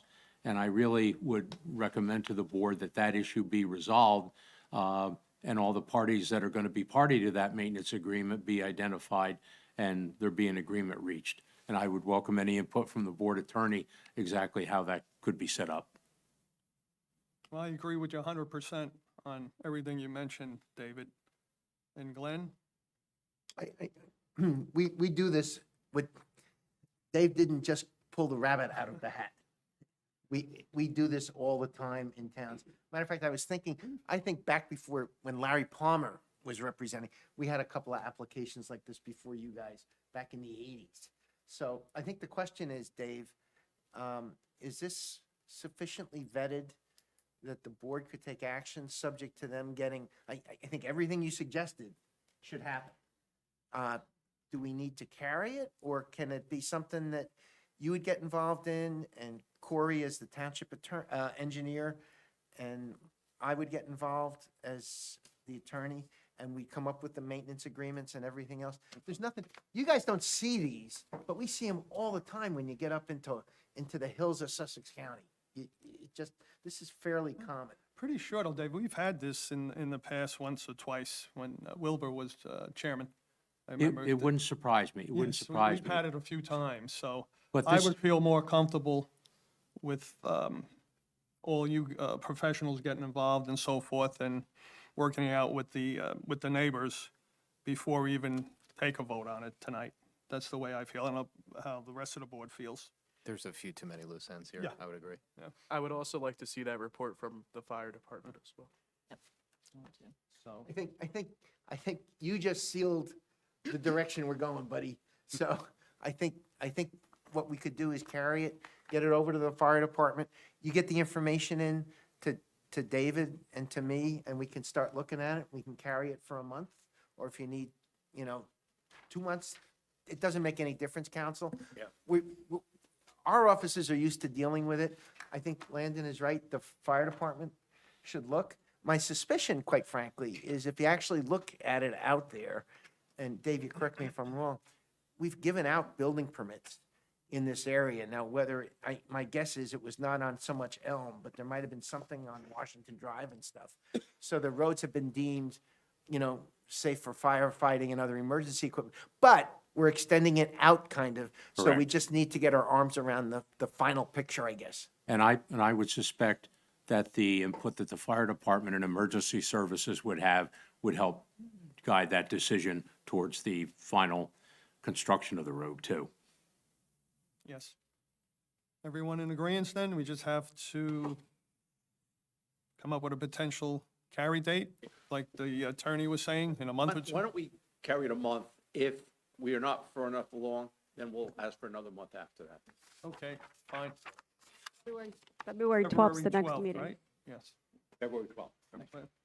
All right, great, thank you all. All right, so for the record, the two you want to do this, Kenny? You want me to do it? Go ahead. Excuse me, for the record, the two applications that were submitted by the applicant, which are identified as ZB 323, Maselli, for 5-13 Elm Road, and ZB 4-23, 2-8 Elm Road, are going to be carried to the February 12th hearing, no further public notice being required. Tonight was the first night, I guess, Dave, that this was deemed complete. Is that accurate or inaccurate? I think that's inaccurate. I thought so too, because I thought this one's been kind of sailing along a little bit. Yeah. You'll grant us an, We'll waive any extension necessary. thank you, and that's on the record. We get a little froggy up here about getting into February with the snow flying and stuff. So I was more concerned about February happening and not having to maybe run into March. All right, thank you. Thank you, ladies and And gentlemen. you're welcome. Mr. Keene's pleasure. Yes, sir. Same here. Excuse me, anyone else in the audience have any questions or comments on items not on the agenda tonight? What about the architectural plans are available? The architectural. Okay. plans are available. All right, seeing no one has any other Chairman, let me questions? interrupt a second. Please take your exhibits so we don't have a chance to lose them. Yes, I was saying that before. They're available. Which? The architectural plans and stuff. Are Yeah, available. Yeah, I don't know what the thing is about.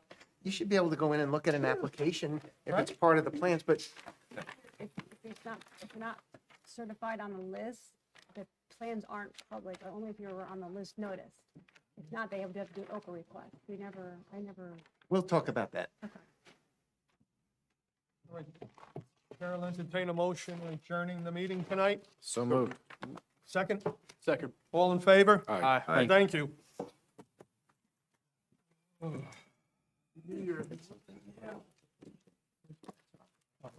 Mike, you had the same thought. You're good. But Just figure Yeah, it out there. That was excellent. So there's no,